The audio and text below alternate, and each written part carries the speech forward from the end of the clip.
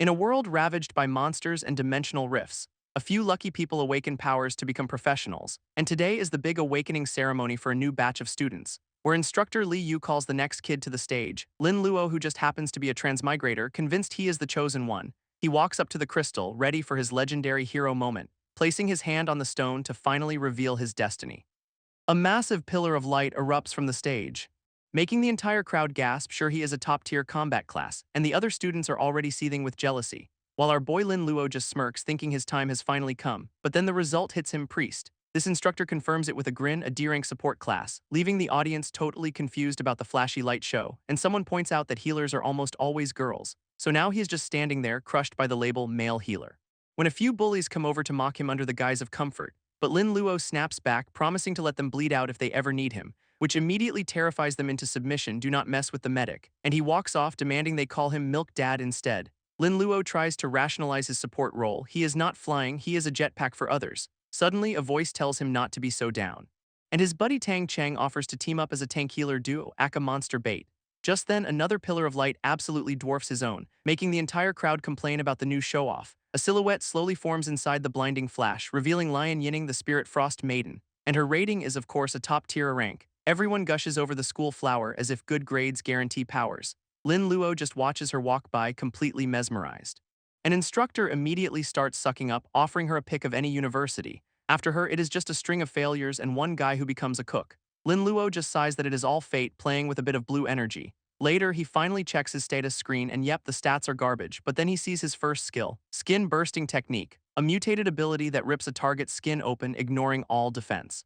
He realizes this is not healing, it is just straight-up torture. His skill tree is empty, but he is already wondering what other horrors await. A terrifying thought suddenly clicks in his head. If one skill can mutate, maybe he can make them all mutate.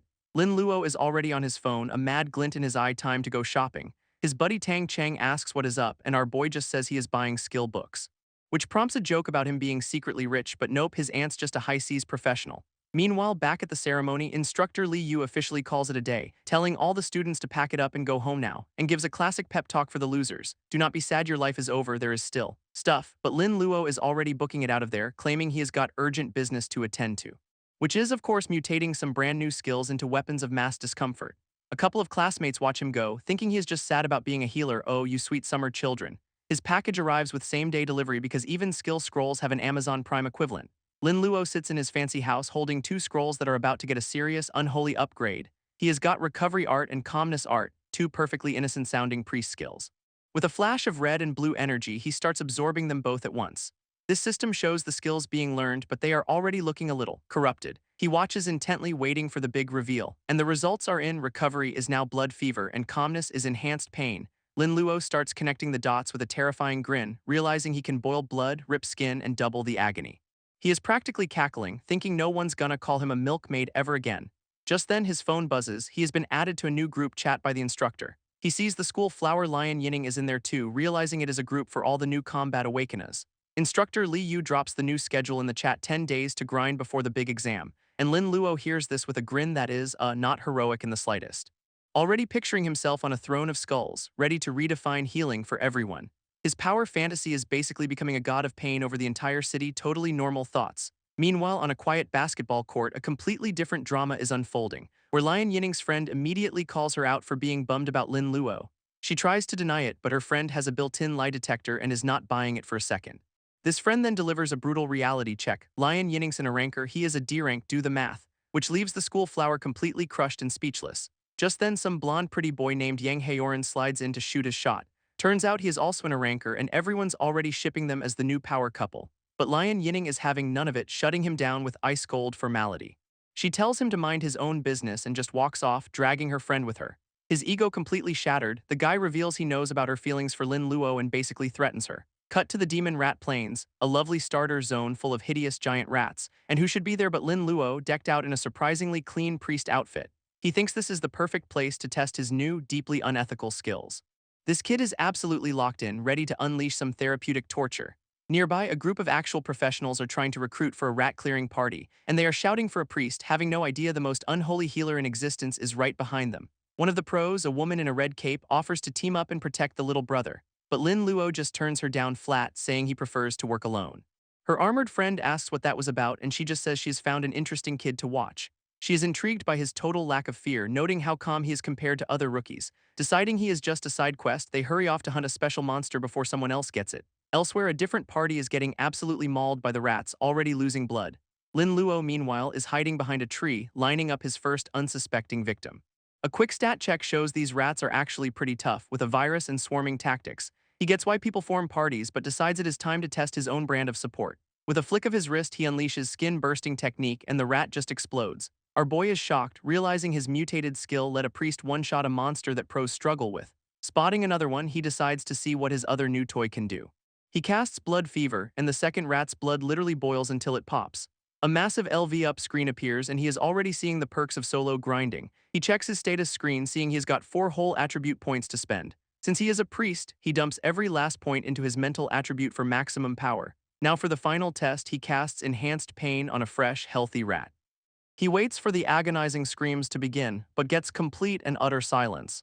This rat just squeaks, totally fine, because you cannot double zero pain, math is hard. And now the very unpained, very angry rat is lunging right at him. This rat lunges, but Lin Luo hits it with a last-ditch skin-bursting technique. He realizes his own attack is too strong for the pain-doubling combo to even work on these small fries. After a bit more pest control, the entire field is littered with dead rats. And just like that, our boy hits level 10, getting a fresh batch of stat points.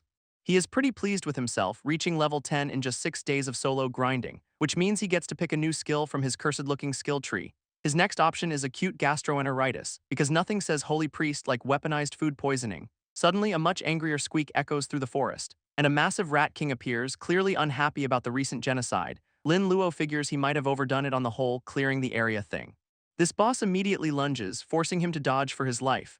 Its claws just barely missing his face, a little too close for comfort. But our boy stands his ground, ready to test his skills on a real target. He preps his defense-ignoring spells, ready to give this boss a very bad day. A combo of Blood Fever and Enhanced Pain hits the boss, making it scream in agony. He is just marveling at how a level 15 boss that needs a full party is getting wrecked by his solo act.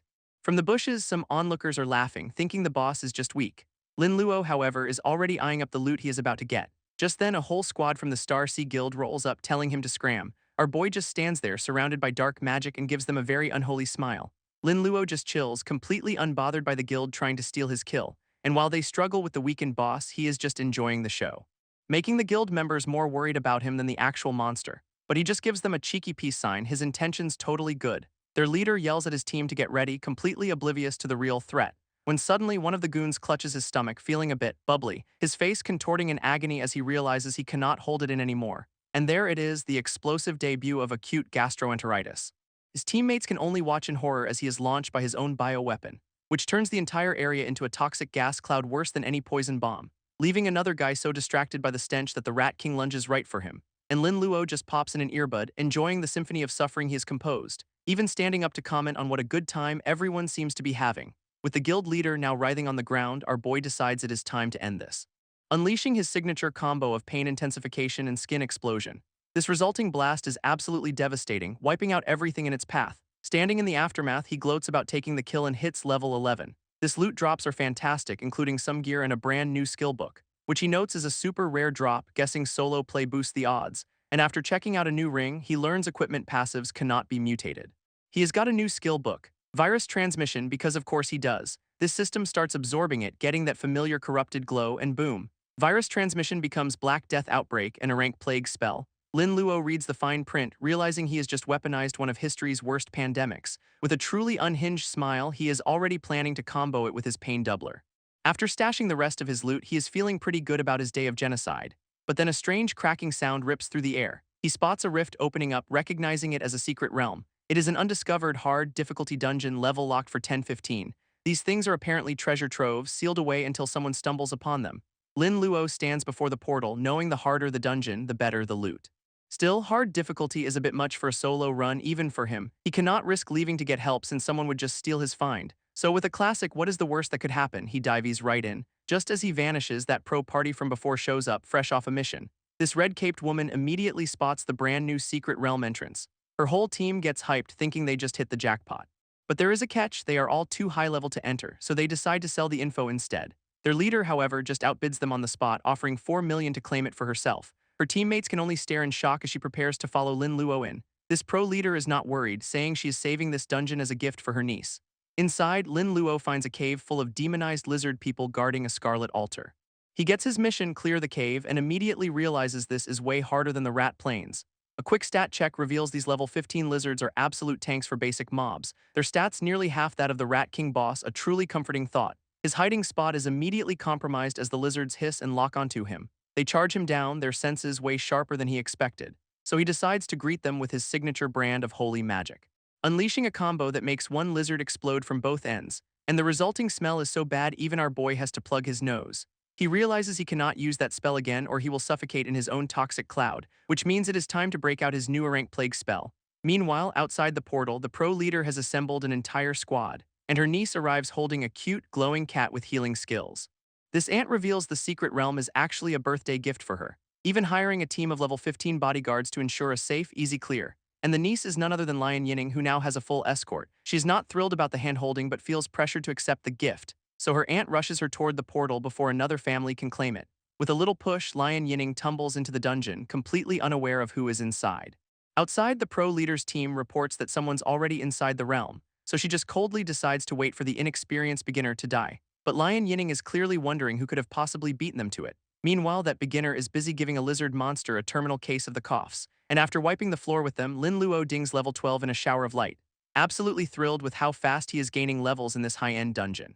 He muses that his Black Death skill is not great in open fields with scattered enemies, but an enclosed, poorly ventilated cave full of monsters is basically the perfect hotbox. Staring down at the main chamber, he knows a direct assault is just plain stupid, so he decides the best way to win is with a little light biological warfare. His eyes then lock onto a single lizard that seems to be patrolling the area. And a stat check reveals it is a white lizard, an elite monster perfect for his plan. Lin Luo grins, having found his perfect patient zero to kickstart the apocalypse, unleashing his Black Death outbreak on the unsuspecting elite. This dark, corrupted energy completely engulfs the creature, sealing its fate, and its subordinates just ask if their captain is constipated, which is one way to put it. With a truly unholy smirk, Lin Luo watches his little plague bearer get sent back on patrol, sending the infected elite stumbling right back into the main lizard population. He just sits down to meditate, feeling his virus spread exponentially through the cave. Even getting a peek at their living conditions, noting their terrible hygiene will do half the work for him. With a truly unholy pose, Lin Luo declares it is time to start the Black Death, and with a single word, he detonates the plague he has been brewing. A massive shockwave of corrupted energy rips through the entire cave, catching every single lizard in a devastating, agonizing blast. His kill feed just explodes, racking up insane amounts of experience, and our boy can barely process how fast his level is climbing. He jumps all the way to level 16 in a single move, not a bad haul. Stepping into the main chamber, he spots a few survivors guarding an altar, but one of them is standing there looking way too important to be a regular mob. A quick scan reveals it is a level 20 boss, the Scarlet Lizard Priest. And Lin Luo immediately clocks that it has healing skills, which is a huge problem. This priest lets out a furious roar, channeling some nasty-looking dark energy, so our boy decides to interrupt its power-up with extreme prejudice, hitting it with his signature pain-amplifying combo. This boss just pops like a gore-filled water balloon, problem solved. He is a little winded, but relieved the boss was a total glass cannon. Now all that is left is to handle the undead elites and smash that altar. But then the boss's corpse starts pulsing with a sinister red light, drawing the remaining elites to it like moths to a very gross flame, and they fuse into a horrifying flesh abomination. This just got so much worse. A quick stat check reveals this new flesh golem is a rampage warrior, great, and it immediately powers up, wrapping itself in some seriously angry-looking chains, leaving Lin Luo completely gassed from the last fight, who complains that a melee mage hybrid boss is just cheating at this point. This monster does not care about the rules, roaring as it charges him down, sending our boy flying with a brutal opening strike. So with no other options, he pulls out a mana potion, desperate for a refill, but the monster gives him zero time to chug it, looming over him menacingly. It charges again before he can even get a decent sip in, knocking him back mid-drink. So much for a tactical pause. This thing unleashes a blood entanglement attack, whipping out crimson tendrils, forcing Lin Luo to scramble away while still clutching his potion for dear life. So he decides to fight fire with fire, calling on his Black Death skill once more. But instead of the boss, he aims his plague staff at a nearby lizard corpse, infecting the dead body with his corrupted magic. This rampage warrior barrels forward, completely ignoring the weird move. And Lin Luo just smirks, revealing the boss was never his target anyway. As the monster roars in fury, realizing it has been played, and the plague detonates in a massive shockwave centered on the altar. Lin Luo's HP is critical, but his MP is full, which was the entire point of that risky play. This monster roars that he is untouchable, but Lin Luo just smirks, telling it to take a look around, revealing his real target was never the boss but the field of corpses. And with all his mana, he prepares to detonate every last one of them, promising a virus feast as the dead bodies start to glow. This massive skin explosion erupts from the ground, showering the boss in a rain of plague-infested gore, and the concentrated virus just rips through its mutated body. With that, he dings level 20, surrounded by a glorious shower of loot, immediately ditching a hammer for a new gold-tier staff that suits him perfectly. Then he checks his new skills and finds Alzheimer's technique. Yes, really. Lin Luo is genuinely concerned about his increasingly ridiculous powers, so he just learns influenza instead. After that existential crisis, it is time to collect all the monster drops for cash, and he even uses his new staff to summon lizard minions for manual labor, who promptly smash the altar, revealing a strange glowing rune. This thing is a demonized rune, an upgradable item and the dungeon's biggest prize. With the altar destroyed, a secret realm complete message finally appears, and he gets a final reward including a mysterious 13th contract item. Meanwhile, Lion Yining's party is still waiting outside for the beginner to die, when Lin Luo gets unceremoniously spat out of the portal right in front of them. This pro leader smugly assumes some poor beginner failed and quit midway, but then Lin Luo stumbles out, looking like he just wrestled a god and won. This Ant immediately offers some patronizing pity, assuming his whole team got wiped. Until Lion Yining recognizes him, her jaw practically hitting the floor. She rushes over, all concerned, but he just casually drops that he was hunting solo. Then he tries to dip, saying he has got loot to sell and places to be. As Lion Yining chases after him, the bodyguards mock his solo hunting story. Her aunt just scoffs, ordering her men to guard the now pointless entrance. Just then, a guard points out the secret realm portal is literally vanishing. Lin Luo glances back, a silent "oops, I broke your toy" look on his face, and the ant finally connects the dots, realizing he cleared the whole thing alone. Meanwhile, Lion Yining finally catches up to him in the woods. She explains the bodyguards were her aunt's idea and that she totally believes him. He could not care less what they think, so she asks to team up for the school exam. This exam is a huge deal, with team and solo events determining college futures. Lin Luo tries to talk her out of it, calling himself a lowly D rank, but she is insistent. Finding the whole situation a bit strange, he just awkwardly agrees to her team-up. Later, back at his place, Lin Luo sits with a massive haul from selling his dungeon loot. He checks his balance and realizes he has made over 500,000 yuan in one go, a truly ridiculous sum. At that exact moment, he hears a key turning in his front door lock. This door swings open and it is his buddy, wondering where the hell he has been. So Lin Luo just slides over a box of loot, prompting the totally reasonable question of who he robbed. He clarifies he was just grinding and proposes they team up for the big exam, and his friend immediately offers to call him daddy, which gets him a face shove for his troubles. Meanwhile, at a much fancier house, someone's getting chewed out for refusing a big-shot family's offer, and it is Lion Yining, whose family is furious she rejected the S-class Dongfang heir. She fires back that Lin Luo is way better, having cleared a whole dungeon by himself, but her aunt scoffs, revealing Lion Yining told her he is just a D-rank priest, which sends her dad into a rage, thinking she is treating him like an absolute idiot. This aunt, however, seems to reconsider, admitting the kid must be hiding some serious power, so her dad just storms off in defeat, telling them to do whatever they want.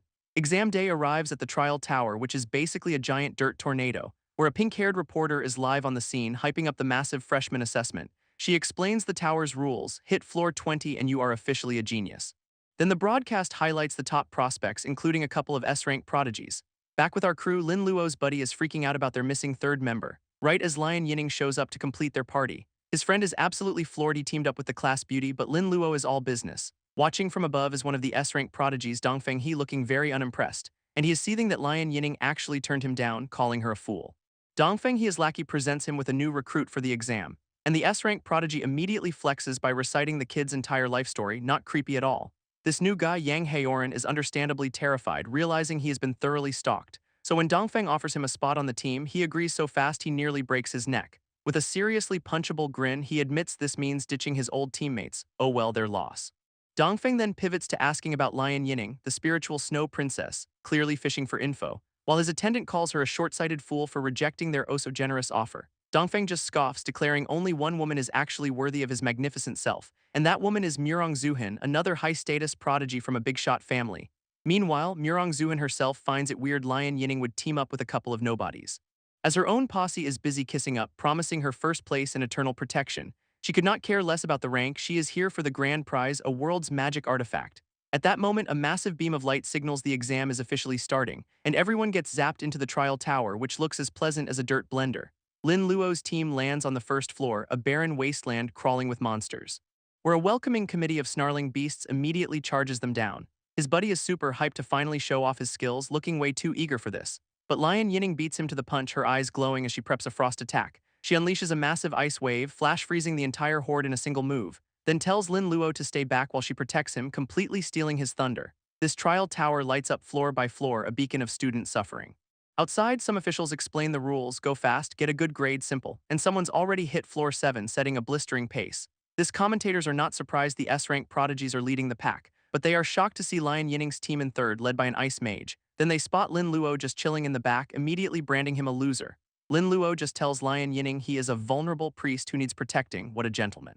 Elsewhere, some random students are seething with jealousy over Lin Luo teaming with the school goddess, while a rival prodigy dismisses them, saying Lion Yining is just carrying 2 deadweights. This woman, Murong Zuhan, reconsiders, knowing the loser is the guy who cleared a secret realm. Meanwhile, the tower is getting real, with students getting wrecked and screaming for medics. And the peanut gallery notes the difficulty spike, wondering if anyone can even break the city record.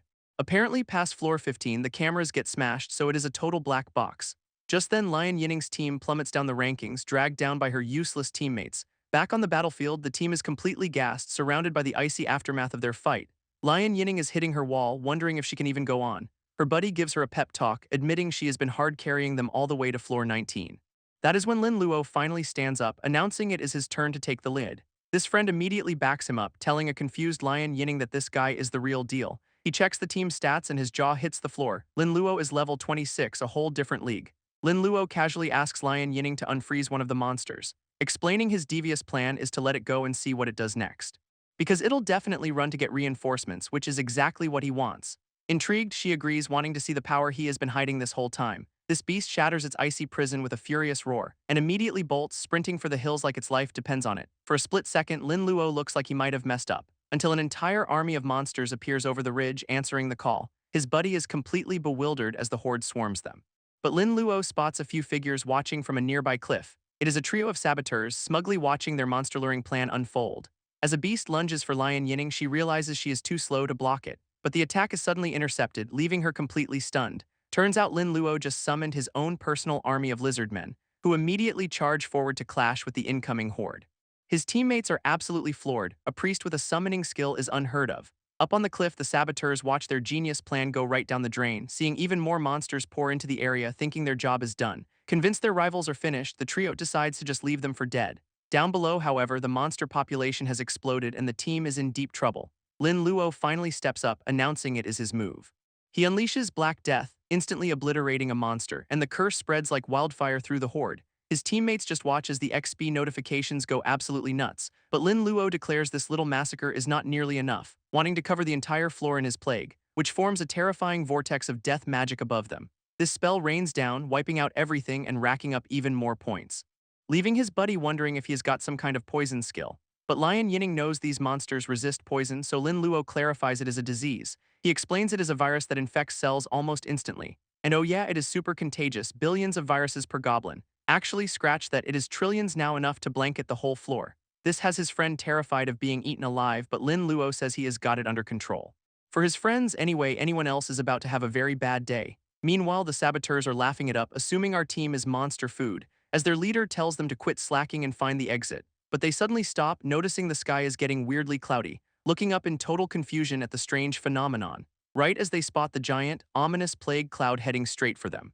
The saboteurs immediately get a faceful of the plague, choking and wondering what the hell is happening. And it is not just them, other students across the floor are screaming as the infection spreads, so the lead saboteur hits the panic button, deciding to quit the exam before he dies. Outside, a wave of sick-looking students gets unceremoniously dumped out of the tower, while the old-timer commentators are busy predicting the S-rank prodigies will smash the old record. They get all philosophical about how dangerous the world is, hoping this new generation can handle it. And one guy reveals the grand prize is just a damaged artifact, a cheap but effective way to motivate the kids. An older official suddenly cuts them off, pointing frantically at the tower itself, because they have finally noticed a massive poisonous fog has completely engulfed the 19th floor. At that moment, students start getting ejected from the tower like popcorn, landing in a heap and screaming for medics, convinced they are dying from a poison that has no cure. This medical staff is totally baffled since these kids are from floor 19 but the poison monster is on 26, until one doctor examines a student and realizes it is not poison at all, it is a viral infection. He confirms it is the Black Death, a plague that should only be on the 50th floor, which makes zero sense. But a senior official's eyes widen, suspecting this might be Lin Luo's doing. A survivor confirms his theory, describing a giant cloud that wiped out not just students but the monsters too. So the official just shrugs, figuring the S-ranks who rushed ahead are safe, a blessing in disguise for them. Speaking of which, Dongfang He's team is casually strolling through a wasteland of dead giant centipedes, all safe inside a protective bubble as his lackeys praise him for bringing a poison-proof item. Dongfeng just smirks, boasting his family's intel prepared him for anything, totally clueless about the real plague below. His lackey is busy kissing up, but Dongfeng he admits Murong Zuhan is probably on their level, though he is convinced she has already hit her limit. What a shame. Elsewhere, Murong's team is getting absolutely swarmed by giant insect monsters, and she has to pop a holy shield just to save one of her teammates, which barely deflects a massive pincer attack from above. This armored guy is freaking out, complaining that the monsters seem to be targeting them specifically. Suddenly, a female teammate offers to take over so Murong can save her strength, prompting the armored guy to call her a traitor, screaming that Dongfeng is just using her. She absolutely loses it, insisting Dongfeng is sincere and he is just jealous. The delusion is real. This girl then tells Murong she has never beaten her at anything, but she is going to win this man. Murong, completely over the drama, just says they have qualified and can stop here. Vowing to take the throne from Dongfeng, he in the next stage of the exam. Back with Lin Luo's crew, they arrive at the 20th floor entrance looking totally refreshed, and his buddy is so hyped he suggests they just go to floor 50 for fun. Lion Yinning, ever the strategist, correctly deduces his plague skill has limits against high-level monsters. And Lin Luo confirms it, adding it is also not great in open, well-ventilated areas. His friend then brings up the fact that his plague also wiped out a bunch of other students, who suddenly realizes they might have made a few enemies today. Lin Luo just smirks, asking what it even means to offend someone, before launching into a speech about how the weak perish and this is just another Tuesday for a pro. His teammates are now ride or die, vowing to back Lin Luo no matter what. They arrive on the 20th floor, a tropical hellscape crawling with brand new monsters. Suddenly, a volley of rocks comes flying out of nowhere, bombarding the creatures below. This impact kicks up a massive explosion of sand and dirt, revealing their buddies standing on a cliff, actively trying to pick a fight with the entire ecosystem. He is practically begging them to attack him, a masterclass in how to get eaten. Plan works a little too well, as the whole floor, including flying ones, comes for him and he immediately regrets everything. He scrambles back to Lin Luo for help, who just roasts him for being too bony to be a good meal. At that moment, a monster dives straight for Lin Luo's head, only to be met by a massive slash of icy energy. Lion Yinning leaps in front to save him, unleashing a huge ice wave. She fiercely declares that as long as she is around, nobody lays a hand on Lin Luo. With his new bodyguard holding the line, our boy calmly decides it is time to get to work. He unleashes the Black Death again, and a horrifying pillar of plague magic erupts from the ground. Outside, the officials are celebrating two teams breaking the city record, totally bummed that Murong Zuhan quit early. One of them philosophizes that this failure is just a character-building exercise for her.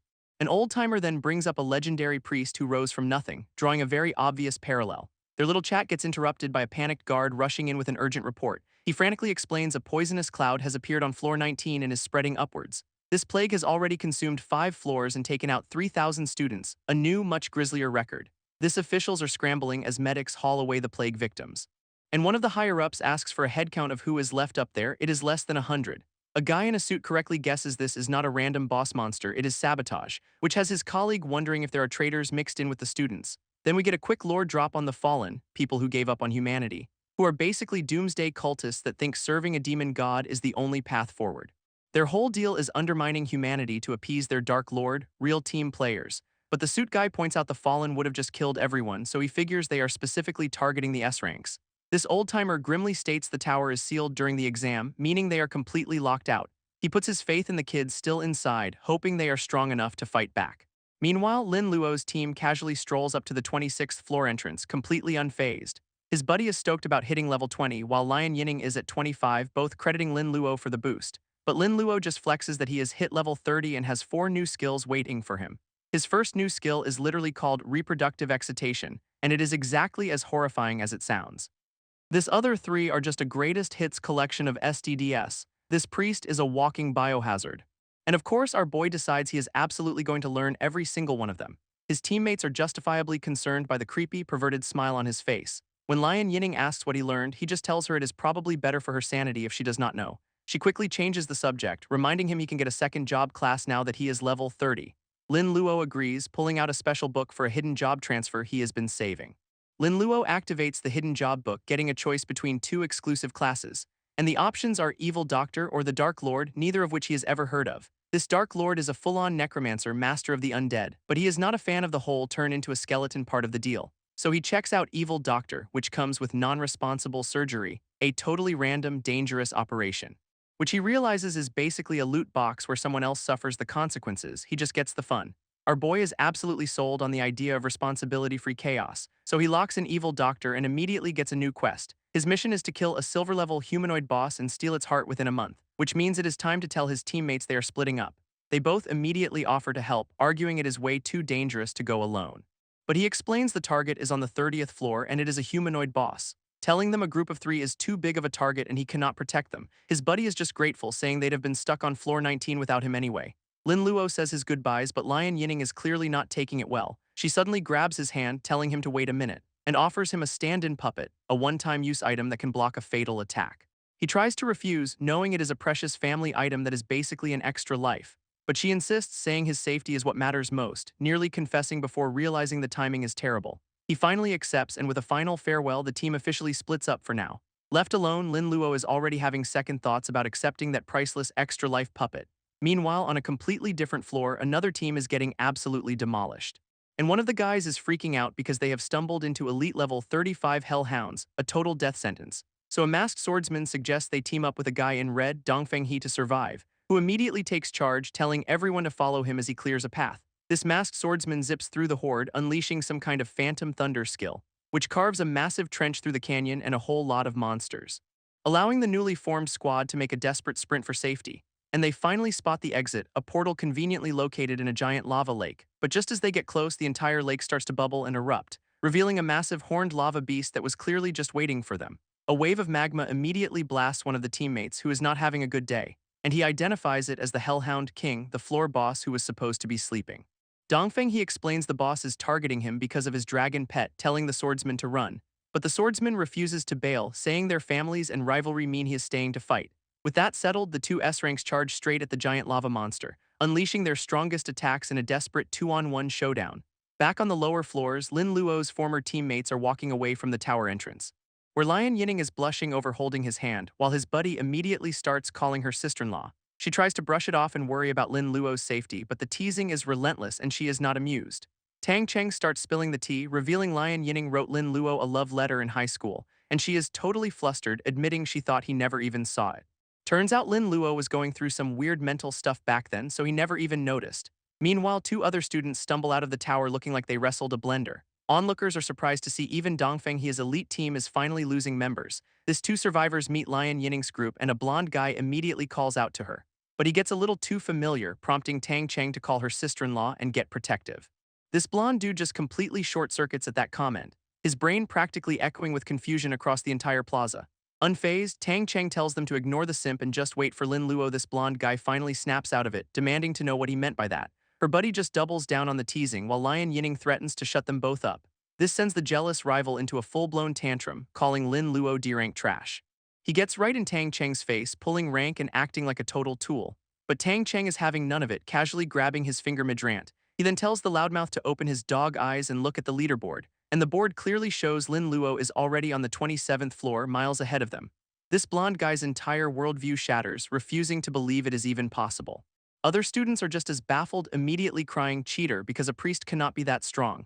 At that moment, 2 officials arrive to inform the blonde guy the deputy city guard wants a word. This blonde rival gets escorted into a very official-looking building for a little chat, and he is internally panicking, realizing he is being questioned by some serious heavy hitters. An old-timer asks him if he saw anything unusual on his way down, like, say, a giant poison cloud. But the kid denies seeing any fog, instead just complaining that a boss woke up and ruined his run. With that, the officials confirm the Black Death was an outside job brought in by a student or a fallen. A masked student then reports the plague stopped at floor 26, but someone else just hit floor 27. Intrigued, the Council of Elders demands to know who this mystery climber is, and the masked guy drops the bomb. It is Lin Luo, a D-rank priest. This news just completely breaks their brains, since even Lion Yining should not be able to carry a D-rank that high. Our blonde friend immediately starts screaming cheater, pointing out Lin Luo's team somehow survived a sea-level night. But the head official shuts that down, saying no amount of cheating can explain a priest's success. His colleagues start spitballing theories. Maybe Lion Yining has a secret skill, or maybe Lin Luo is a traitor. This verdict is in. They are launching a full investigation into our boy Lin Luo. Meanwhile, Lion Yining is having a chat with a woman in red who calls her Ninger, clearly a relative. This auntie immediately puts 2 and 2 together, guessing the Black Death is one of Lin Luo's skills. She explains her logic. His team was immune, and he is already known for pulling off impossible solo feats. This aunt then warns her that all the powerful families whose kids got plagued are going to be out for blood. Panicked, Lion Yining asks what they can do to protect him from the inevitable revenge spree, and her aunt reveals the solution is Lion Yining herself. She then leans in close, telling a very confused Lion Yining that she is the one who has to handle it. Lion Yinning's aunt tells her to keep Dad out of it, he'd just get in the way. But she is resolved, blushing as she declares she will do anything for Lin Luo. Meanwhile, Lin Luo is on a new floor, completely surrounded by fiery hellhounds. And he is just testing out that horrifying reproductive excitation skill. It is super effective. Suddenly, a massive pile of lava in front of him starts to erupt, revealing the Hellhound King, and our boy is confused why it is not sleeping. This giant beast lunges, but Lin Luo seems completely unfazed. Quickly realizing the boss is already beaten up and just looking for someone to punch, our boy sees a golden opportunity. A weakened boss is a free kill. This enraged boss unleashes a massive magical blast right at him, but Lin Luo just hits it with Alzheimer's disease, a skill that literally makes you forget your skills. Its own attack immediately backfires, exploding right in its face, so he smugly tells the boss he has got another package on the way. He then unleashes a whole cocktail of his greatest STD hits on the monster, calling it an exclusive pain package and hoping the boss has a terrible time. This monster is absolutely writhing in agony, its body starting to crumble, completely overwhelmed and unable to do anything but suffer, and now its eyes are glowing with pure, unadulterated rage. Lin Luo suddenly gets a bad feeling, wondering if it is entering a berserk state. But it is a total fake-out. The boss is just trying to run away. What a coward. Lin Luo taunts the boss, calling it a dog for trying to pull a fast one on him. Then he hits it with a brand new skill, Mental Confusion, which basically makes the target go nuts and attack anything in sight, friend or foe. So the Hellhound King immediately turns on its own fiery minions, completely losing it. And its own pack is just baffled, basically asking, dude, what the woof? With that, the boss nukes its own backup while Lin Luo just casually strolls away from the explosion. This kill nets him a massive XP boost, a level up, and a whole pile of loot from the skeletal remains, including a magic crystal, a flame shield skill, and a silver-level dagger. He figures he must be the first to kill it, since no one else would bother chasing down a boss that runs away. With only 2 hours left in the exam, he heads for the portal, his real mission on floor 30 still waiting. Meanwhile, in a fancy bedroom, a blonde woman learns her friend Li Mei has gone missing, and she scoffs, calling the girl a fool for avoiding her. So much for friendship. Her next move is just pure evil, ruin the girl's family and have her exiled from the city. An assistant brings a tower report, but the blonde woman is not interested in the usual top rankers. But the report has a surprise. A D-rank priest just hit floor 28 and she is absolutely stunned. She quickly connects the dots, realizing this priest from Yinning's team is likely the source of that poison fog. Her assistant recalls how Lion Yinning, a simple girl from a big family, has her eye on the high potential Lin Luo, and when asked if he is a rival, the blonde woman scoffs, saying a little virus fog is nothing special. But she admits if this D-rank priest has more tricks up his sleeve, things could get exciting. Outside the tower, the gossip is already flying. Everyone's calling Lin Luo a cheater for climbing so high alone. Lion Yinning fiercely defends Lin Luo, but Tang Cheng tells her to save her breath for the haters. Her aunt is already thinking bigger, saying he could smash records and become a national champion. She explains their city's best is floor 26, while the capital's record is a staggering 29, which was set by a legendary necromancer whose clan got mysteriously wiped out. Yikes. This aunt just brushes off that dark history, hyping up a grand prize called the World Wonder, which of course no one has heard of, so she explains it is the ultimate reward for the exam's winner. Just then, a teacher runs up, totally floored that they managed to clear the 26th floor, and she warns them that every powerful family and official in the city is now asking about them. But Tang Cheng just gives a thumbs up, saying Lin Luo's master plan is to take all the heat himself. Meanwhile, the tower itself just looms in the background, looking as menacing as ever. And up on floor 28, we find a brand new hellscape filled with harpies and bloodthirsty trees, where Dongfang Wu, the other S-rank, is looking absolutely exhausted from a brutal fight. He is furious the monsters nearly killed his dragon, wondering if he has finally hit his limit. But he quickly rallies, vowing to surpass the old record for his family's honor. Right as he is about to move, a harpy spots him from a cliff, and it dives straight down for the kill, talons extended, only to suddenly stop midair, looking completely distracted by something else. Dongfeng He is totally confused since he thought he was the only person left on the floor, so he cautiously looks over his shoulder, trying to figure out what is happening, and sees the harpies are all tied up and fighting each other, a fighting style that looks suspiciously familiar. Dongfeng He stumbles upon a truly bizarre scene. Harpies are getting all tied up by some very questionable red vines, and he is not sure if it is a fight or some kind of weird monster party. Then a horrifying thought clicks into place, because there is Lin Luo strolling through the chaos like he owns the place. Our boy is just admiring his handiwork, calling his messed up skill terrifyingly effective. But he is on a tight schedule, so no time to farm this, whatever this is. Leaving Dongfeng his brain to melt, convinced this priest has some secret twisted class. He turns to his little dragon pet, basically saying, sorry, but you are about to get juiced. This little guy looks ready to go because winning is all that matters. Lin Luo then arrives on the 29th floor, a frozen hellscape crawling with poisoned toads, and he is just walking through a blizzard that would freeze anyone else solid. Okay, maybe not asterisk, casually asterisk. He admits it is a bit chilly, like minus 100 degrees chilly. Luckily, he has got that flame shield skill from the last boss and decides to see what it mutates into. And it becomes the penicillin phage antibody shield, because of course it does. This thing instantly gives him permanent cold resistance and he is just stunned by how OP it is. With his new passive, he is already planning trips to magma pools and the river Styx. Before just leaving a set of footprints in the snow, heading for the exit. A moment later, Dongfang he shows up, barely surviving the cold with a magic fire rock. So he tells his dragon to eat an elixir that will double its power by burning its own blood.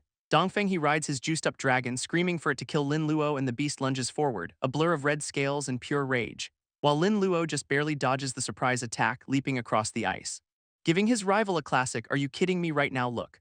Our boy is completely baffled, wondering why a dragon is on the toad floor. Then it clicks, it is that famous S-rank kid Dongfeng he. Confused by the unprovoked assault, Lin Luo summons some lizardman warriors, sending his new minions flying right at the dragon's face, where they latch on, clawing and biting for all they are worth. But Lin Luo knows they are just a distraction, not strong enough to win.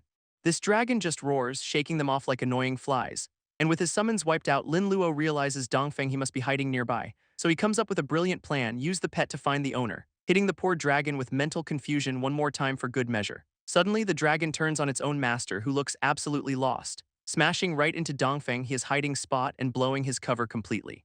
Dongfeng he is screaming at his pet to snap out of it. Yeah, good luck with that. Now that he is exposed, he decides to just charge in with his confused dragon, but Lin Luo notes the dragon's high resistance will not help its master. A sinister red aura reaches out, ready to give the S-rank a taste of real chaos. Dongfeng he whips around, absolutely stunned to see Lin Luo just standing there, and the S-rank kid immediately starts monologuing, calling it a mistake to fight him up close.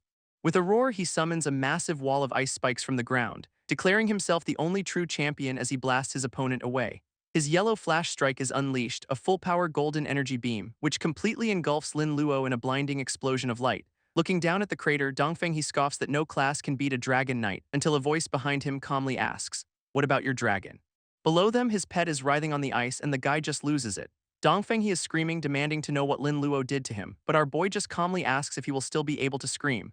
After he rips his tongue out, okay, that got dark fast. Defeated, Dongfeng he blames his injuries and vows revenge, already making excuses. Lin Luo just roasts him for talking big while bailing, then mentions a gift for the dragon. But then he just shrugs it off, deciding his job change is more important and turns to leave. At that moment, a golden beam shoots into the mouth of some unseen creature. Outside, an observer notes a candidate was eliminated, leaving only Lin Luo and Dongfeng he inside. This peanut gallery immediately assumes the cheater priest got kicked out, with one guy still salty about the poison fog rallying a mob to go beat him up. Then Dongfeng he appears in a flash of light, looking wrecked and carrying his dead-looking pet, shutting everyone up instantly. Dongfeng he glares at the crowd, daring anyone to make a move, but everyone's too stunned he is out first, quickly backing down from his challenge. Until one guy points out the obvious: his dragon looks like it has seen better days. His pet is just hunched over, looking absolutely miserable, and Dongfeng he is clueless. Then the dragon just explodes into a massive cloud of noxious green gas, which is apparently a biological weapon that has everyone gagging for their lives. Furious and choking, Dongfeng he swears he will tear Lin Luo to pieces for this parting gift. Meanwhile, at the Dongfeng family home, we get a nice establishing shot of their spooky cave, where the family patriarch reports to a long-haired ancestor, confident their boy is the last one standing. But the patriarch has to break the bad news: there is a D-rank priest still in the tower with their heir. This ancestor just scoffs, dismissing the priest as a cheater who cannot compare to their golden boy. Then he accuses the patriarch of being jealous of his own son's potential, adding a grim warning about losing another grandchild. Visibly stressed, the patriarch just denies it, adjusting his glasses, when at that moment his wrist device beeps with an urgent notification. And it reports his son was eliminated before the priest, with his pet humiliated in public. This ancestor is just speechless, learning his grandson got taken out by a dragon stink bomb. Back with Lin Luo, he is facing an ice-poisoned toad that self-destructs when it dies. So peeking from behind some ice, our boy prepares a new spell called Skin Explosion. This spell hits and the poor toad immediately starts to crack and swell up, inflating into a giant, wobbly balloon that is about to go pop. Just as the toad tries to self-destruct, Lin Luo slaps it with a red spell, telling it not today. This spell is literally called Alzheimer, making the poor thing forget how to explode, which is just savage. It deflates with a sad little fizzle, netting him a cool 14,000 experience points. After the kill, he checks out the loot drops, thankful he did not get caught in the blast. He finds an ice poison bead that gives a permanent no-limit stat boost, which is completely broken. But he is immediately suspicious, because an item this good should have been farmed into extinction by now. Then it clicks: the toad's self-destruct must destroy the bead every single time it is killed normally. He realizes high-level players could stop it but would not bother, while weaker players just get blown up. This means he has stumbled onto an untapped goldmine that only he can access. So to test his theory, he casts Skin Explosion on another toad from a safe distance. He watches from a cliff as a whole group of them are just vibing below, completely unaware.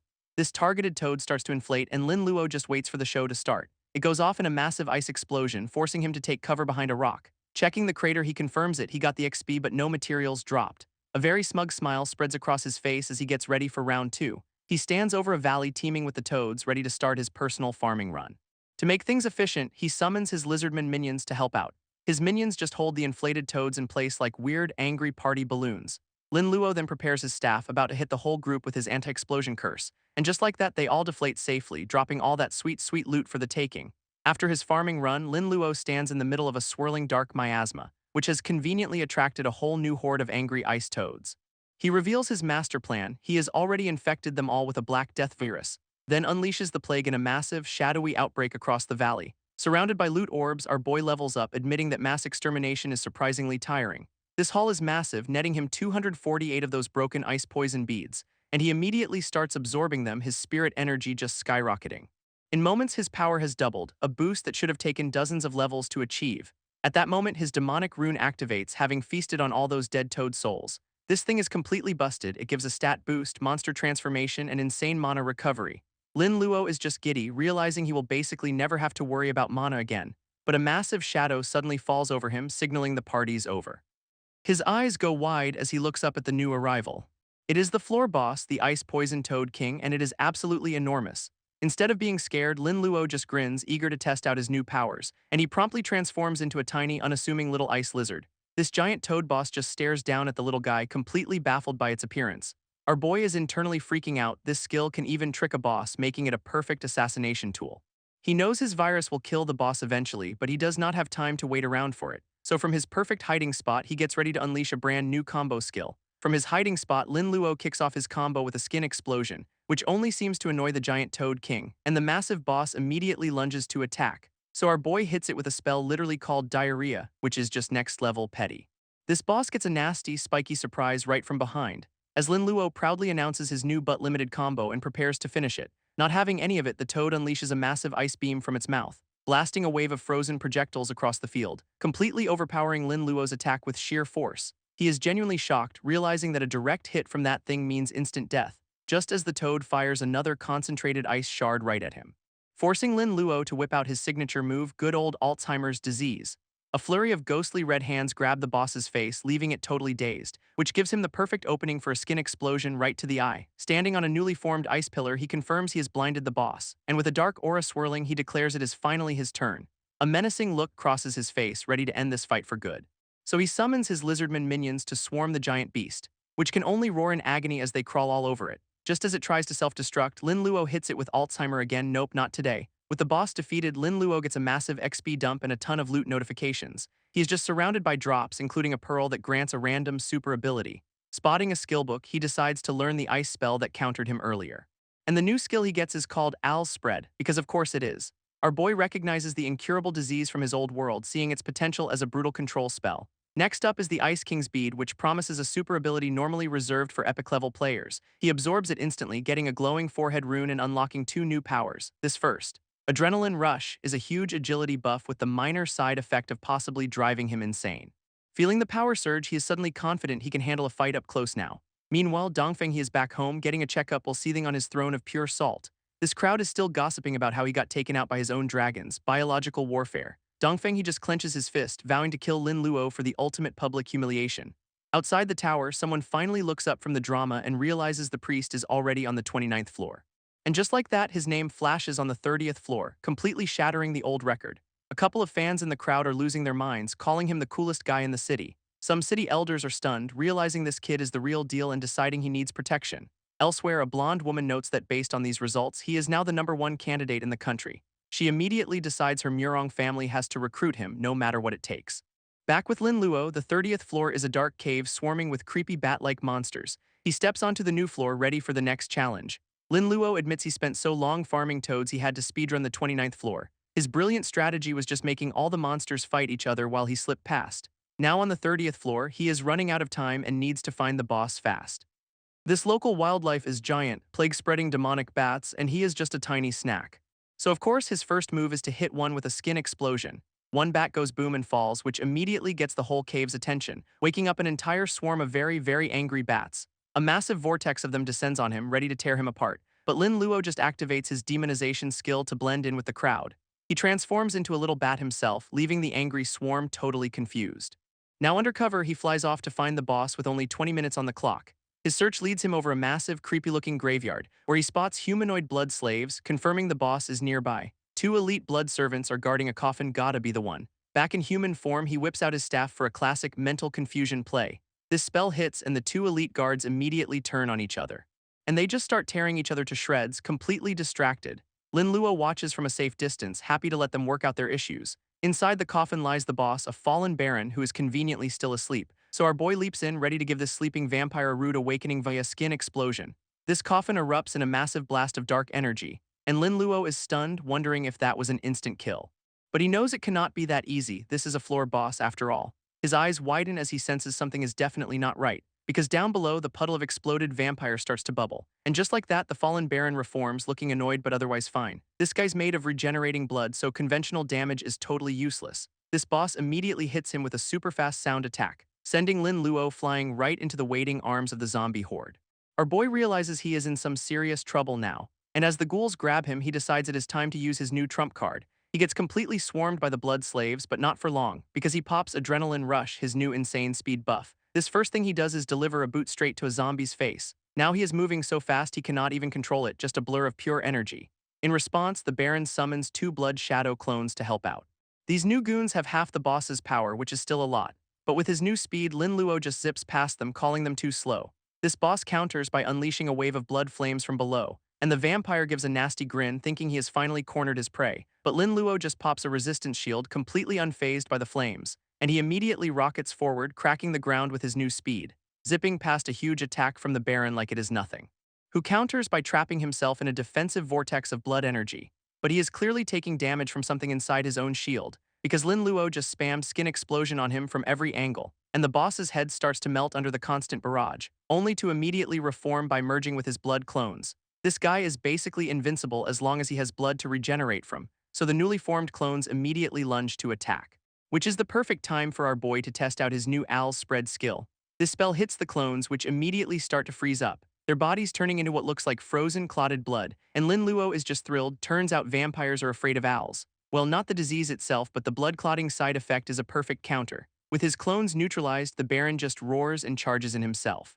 So Lin Luo just unleashes another wave of those nasty blue crosses. This boss tries to dodge, but the spell is clearly tracking him, and he is forced to cut off his own arm to stop the spread. Our boy just smirks, wondering how many limbs the boss is willing to lose. This Baron gets completely flash-frozen inside a giant, icy cross, and he is bleeding from the eyes, clearly not having a good time. Lin Luo explains that while the boss can revive from blood, he has got a special counter for that. Then he wonders out loud if immortality works when all your blood is gone. So he hits the frozen vampire with a blood fever spell for good measure, which causes the entire ice coffin to just shatter into a million pieces. And that is a wrap. Lin Luo gets a massive XP dump, a level up, and a screen full of loot. He is still feeling the nasty side effects of Adrenaline Rush, but there is no time to waste with all this new gear. First up is a gold skill point, a super rare item for breaking a skills level cap. Deciding survival is priority 1, he chooses to upgrade his antibody shield. He maxes it out to level 7, then uses the gold point to push it to 8 and unlock a special effect, which summons a tiny, purring blue blob right in front of his face. This little guy is a penicillin elf, a new companion that can copy his mutation skills. Lin Luo is thrilled, immediately names it Little Green, because he is colorblind, I guess, and moves on. Next are the main boss drops, a vampire's core and a vampire's essence. This core is for a job quest, but the essence is apparently even rarer than the gold point. It is a bloodline item that can turn a player into a half-breed with unique powers. He considers the vampire life for a second but decides against it, citing their obvious weaknesses. This rest of the loot includes some sweet gold-tier blood wings and a new ring, and together they give him a massive 60% boost to damage absorption and spell penetration. He checks out a new skill, First Embrace, but it is vampire only, so he accidentally crushes it since he cannot use it anyway. But his mutation talent kicks in and gives him T-virus infection. Yikes. This kid realizes his mutation skill can just ignore class restrictions entirely. And he immediately recognizes the zombie-making T-virus from his past life. He imagines the horror of this virus in a world already full of monsters. Realizing he cannot actually control the zombies he'd create, just unleash chaos. Our boy decides this apocalypse button is way too dangerous to press for now. With only 5 minutes left, he pulls out the vampire's core for his job quest, and begins the process of his official job change, which officially rebrands him from priest to the much cooler evil doctor. He is fully embracing the new title because male nurse just was not cutting it. Meanwhile, the crowd outside is getting antsy, thinking he is trapped in the tower, and an announcer notes there are only 2 minutes left in the exam. Some classmates start gossiping about his hard work, sure Jan. Elsewhere, a couple of recruiters decide they have to get Lin Luo on their team. While the deputy city guard gets a status update from his subordinate, turns out at least 7 families are already plotting against our boy. But the guard just scoffs, saying a little life or death drama is good for him. His subordinate then mentions the fallen are involved, which finally gets a reaction. This guard notes that without a powerful family, Lin Luo is a prime target for the fallen, so he immediately orders 2 of his best guardians to protect the kid. And just as the clock runs out, Lin Luo finally exits the tower, where an announcer presents him as the first-place winner, looking a little worse for wear. An angry mob of failed students immediately rushes him, screaming about their ruined trials, and they all decide a good old-fashioned beatdown is the only answer. But a girl in blue suddenly sprints right through the angry crowd, slamming directly into a very confused Lin Luo. Before planting a big all-kiss on him, because that is a strategy, I guess. This power move renders the entire audience completely speechless. As the mob recognizes her as Lion Yinning, realizing he has a major family backing him, she pulls away with a look that says problem solved, and they just share a brief, incredibly awkward moment. Getting flustered, she tells him to just go home and rest, then immediately bolts, leaving our boy totally bewildered. Later that night, the city is quiet as he walks home, and his friend starts teasing him about the kiss, but Lin Luo knows she was just protecting him. Suddenly, his senses go wild, someone is watching them, and up on a wire, a new guy compliments his sharp perception, then introduces himself as Family Muscle with a classic "stay away from our girl" warning. Lin Luo just stares him down, basically asking what he is gonna do if he does not listen. Meanwhile, the 2 guardians assigned to protect him are just watching, debating if this is even their problem, until the lead guard suddenly gets a very bad feeling, because a massive swirling vortex of dark energy just descends on the whole alley. This entire area gets sealed off inside a giant, shimmering dome of power, and the guardians are trapped too, realizing the fallen just made their move way too fast. They immediately recognize the attack as the work of the Lord of the Dark Mist, a seriously big deal. And the junior guard starts panicking, they just let their target get snatched right under their noses. Believing the Family Muscle can buy them a few minutes, they power up to try and break the barrier from the outside.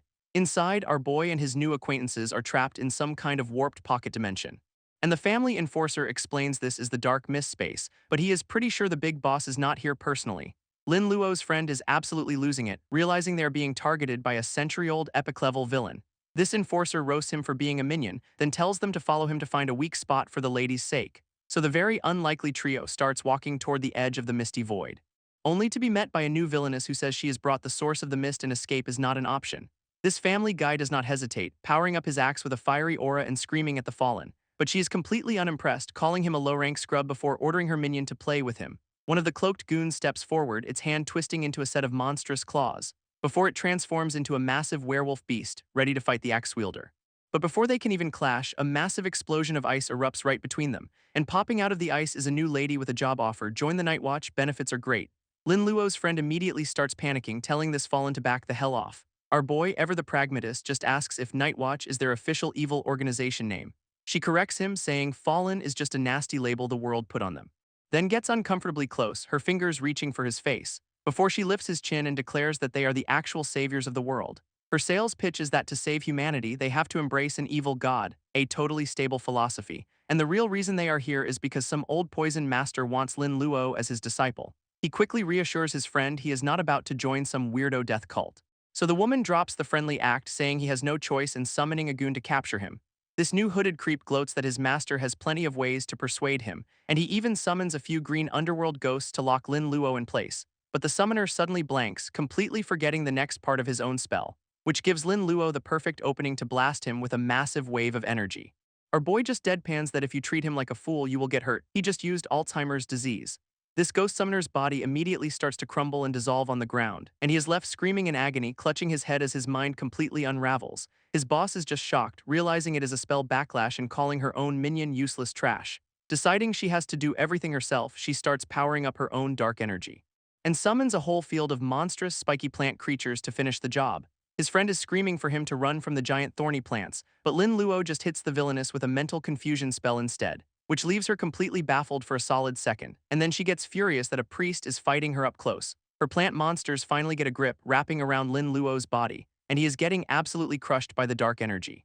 This villainess is just cackling, totally enjoying the show, until her victory speech gets interrupted by a sudden shock, because her own werewolf minion is suddenly attacking her asterisk demanding answers. She tries to blame Lin Luo, but the confused minion is not buying it. Our boy realizes this is some high-level mind control, not a simple trick, and he figures out she was faking her moves to lure him into a trap. Now that her second minion is gone, she is absolutely furious. So she summons a massive tidal wave of thorny vines to end this. This giant wall of death rushes straight for Lin Luo and his friend, and the whole area just erupts as the attack makes impact. Lin Luo calmly tells his friend to wait it out, she will run out of mana first, which just makes her mock him for hiding like a coward, so she unleashes another massive blast to call his bluff, and Lin Luo just stares, completely bewildered by what is happening. This villainess is horrified to realize she has been hit with a virus, which is being delivered by a cute little spirit causing a black death outbreak. Adorable. Her consciousness starts to fade as her body just gives out completely, sending her plummeting through the void, totally defeated. Lin Luo's friend is freaking out, but our boy just says she is as confused about her own death as he is. With one major threat down, he turns his attention to the other fight. Where the family enforcer and the werewolf are still clashing hard, he decides to give the enforcer a hand since the fallen are the real enemy, just as the axe wielder unleashes a massive fiery attack on the beast, who then starts screaming at the werewolf for getting distracted mid-brawl. This werewolf tries to block, insisting he was not distracted at all, but the enforcer is absolutely not buying it, still deep in his battle rage.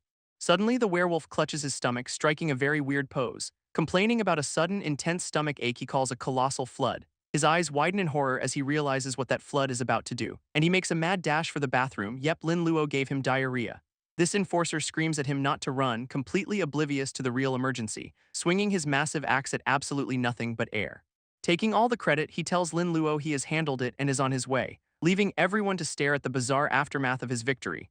This family guy is still trying to compute how a student just wrecked the strongest villain, and he lands with a thud, turning his full attention to Lin Luo with his eyes glowing. He demands to know what Lin Luo's class is. Our boy just deadpans that he is nothing special, just a humble priest. And just then, the entire pocket dimension shatters in a flash of light, dropping them all back into the real world as the barrier collapses. Outside, the two guardians are totally gassed from finally breaking through, and the junior guard is stunned to see the dark mist space just gone. Believing their target is dead, they immediately switch to avenge the kid mode. But as the mist clears, they find Lin Luo standing over a pile of defeated villains. Both guardians are just frozen, their brains completely short-circuiting. As they recognize the bodies, three infamous fallen all taken out. Lin Luo meanwhile just turns and asks who the hell they are, so they introduce themselves as his bodyguards, asking what happened inside. This family enforcer just pieces out, telling them to ask the kid before vanishing. Now the guardians are left trying to debrief a kid who is already walking away. While his friend is busy crediting the lion family for their miraculous survival. His new bodyguards, however, are not buying that for a single second. Lin Luo just gives a tiny knowing smirk, he knows what is up. They just tell him to go home and be careful, warning him the fallen are active, a truly groundbreaking observation. His friend is already complaining, asking why he did not press the obviously lying family guy for answers. This lead guardian just shrugs it off, their job is to protect, not force a debriefing. Meanwhile, his partner is connecting the dots, realizing that Villainous was a high ranker with an epic level boss, which means this whole situation is way above their pay grade and needs to be reported immediately. As they walk off, Lin Luo's friend is totally geeking out about seeing real guardians for the first time. So Lin Luo gives him the rundown. They are the kingdom's official, superpowered authorities. But their purpose is not just to protect people. It is also to restrict the professional guilds, which causes a whole lot of political drama. This new info sends his friend right back into panic mode about that old poison master targeting them. But Lin Luo, ever the cool customer, says the big bads cannot just stroll into the city like they own the place. His friend is not convinced, but Lin Luo reminds him the Lion family name carries weight before checking his phone. Where he is getting a worried text from Lion Yinning about the city-wide attacks on students, and he just casually lies his ass off, texting back that he is perfectly safe. Elsewhere, a grim report is being delivered to a deputy city guard. 35 new professionals were attacked with 7 dead. This body count continues in a massive haul. 27 fallen killed, 11 captured, but 25 got away. This deputy city guard looks absolutely thrilled to hear that 7 of his new recruits are dead. Noting that while the number seems small, the fallen specifically targeted their top-tier talent. Then the lead guardian steps up to report on Lin Luo, confirming he is safe and all his attackers were wiped out. And the old man just gives him this completely dead inside stare, processing the news. Before calling it good news and giving the guardian full credit for a job well done, yep, he gets it. A white-robed official immediately starts snitching, telling the deputy guard that Lin Luo killed the villain, and the entire hall just loses its mind. A rookie took out a high-level fallen, so the old man demands the full, unedited director's cut of what the hell happened. This informant explains Lin Luo would not talk, but his backup was just a decent guard and a C-level buddy. Then comes the autopsy report. The werewolf died from an axe, but also a catastrophic case of diarrhea. And the deputy guard is like, yeah, that tracks. If the kid can use the plague, why not weaponized IBS? This report confirms the other two took each other out with the villainous's body full of Black Death virus. which leads the informant to his grand theory. Lin Luo is secretly a dark priest. His superiors are hesitant to believe it, but they cannot deny his debuff skills are suspicious. To make things worse, the dead villainess was related to the infamous Elder Poison, who is gonna be mad. But the deputy guard just scoffs, promising to break the guy's legs if he dares show his face. Meanwhile, in a completely different drama, a girl is telling her dad she is into Lin Luo. Her father is having a full-blown panic attack because she is already engaged for political reasons. She just screams that she does not care and wants Lin Luo anyway, until her auntie steps in, telling dad to let her be happy and dropping some cryptic trauma bait. This argument hangs heavy in the air as rain falls outside.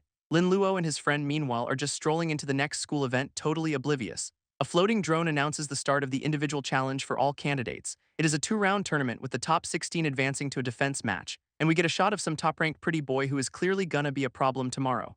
Lin Luo's buddy is already bragging about his new rank, all thanks to our boy. And he even calls his friend sister-in-law, which gets her completely flustered. She is just thrilled, thinking Lin Luo heard and did not even correct him. Just then, a blonde woman in a very fancy dress walks right up to Lin Luo, introducing herself as Murong Zuhan with a very forward handshake, and she immediately invites him to join her for a first clear dungeon raid, explaining it is a rare opportunity to get a job transfer book, a perfect team-up. As she is daydreaming about a potential romance, Lin Luo just says he will have to refuse, which leaves her completely stunned. Rejection was not on the bingo card. Our boy casually explains he has already completed his job transfer, so he cannot go. We get a quick rundown of the power tiers, and yeah, he is way ahead of the curve. She is just losing her mind, realizing he is on a whole different level before the exams are even over. Suddenly, some dude in red storms over, accusing Lin Luo of seducing his fiancée. She immediately shuts him down, saying they are not engaged, but he is not listening. Peak confidence, zero facts. Then the other rival gets in Lin Luo's face, promising to make him beg for mercy for Lion Yinning. Lin Luo just calls him a pest he will be happy to get rid of, which really lands. With all the drama simmering, the official tournament bracket finally appears on screen. And both rivals are now united in their death glares, promising him a world of pain.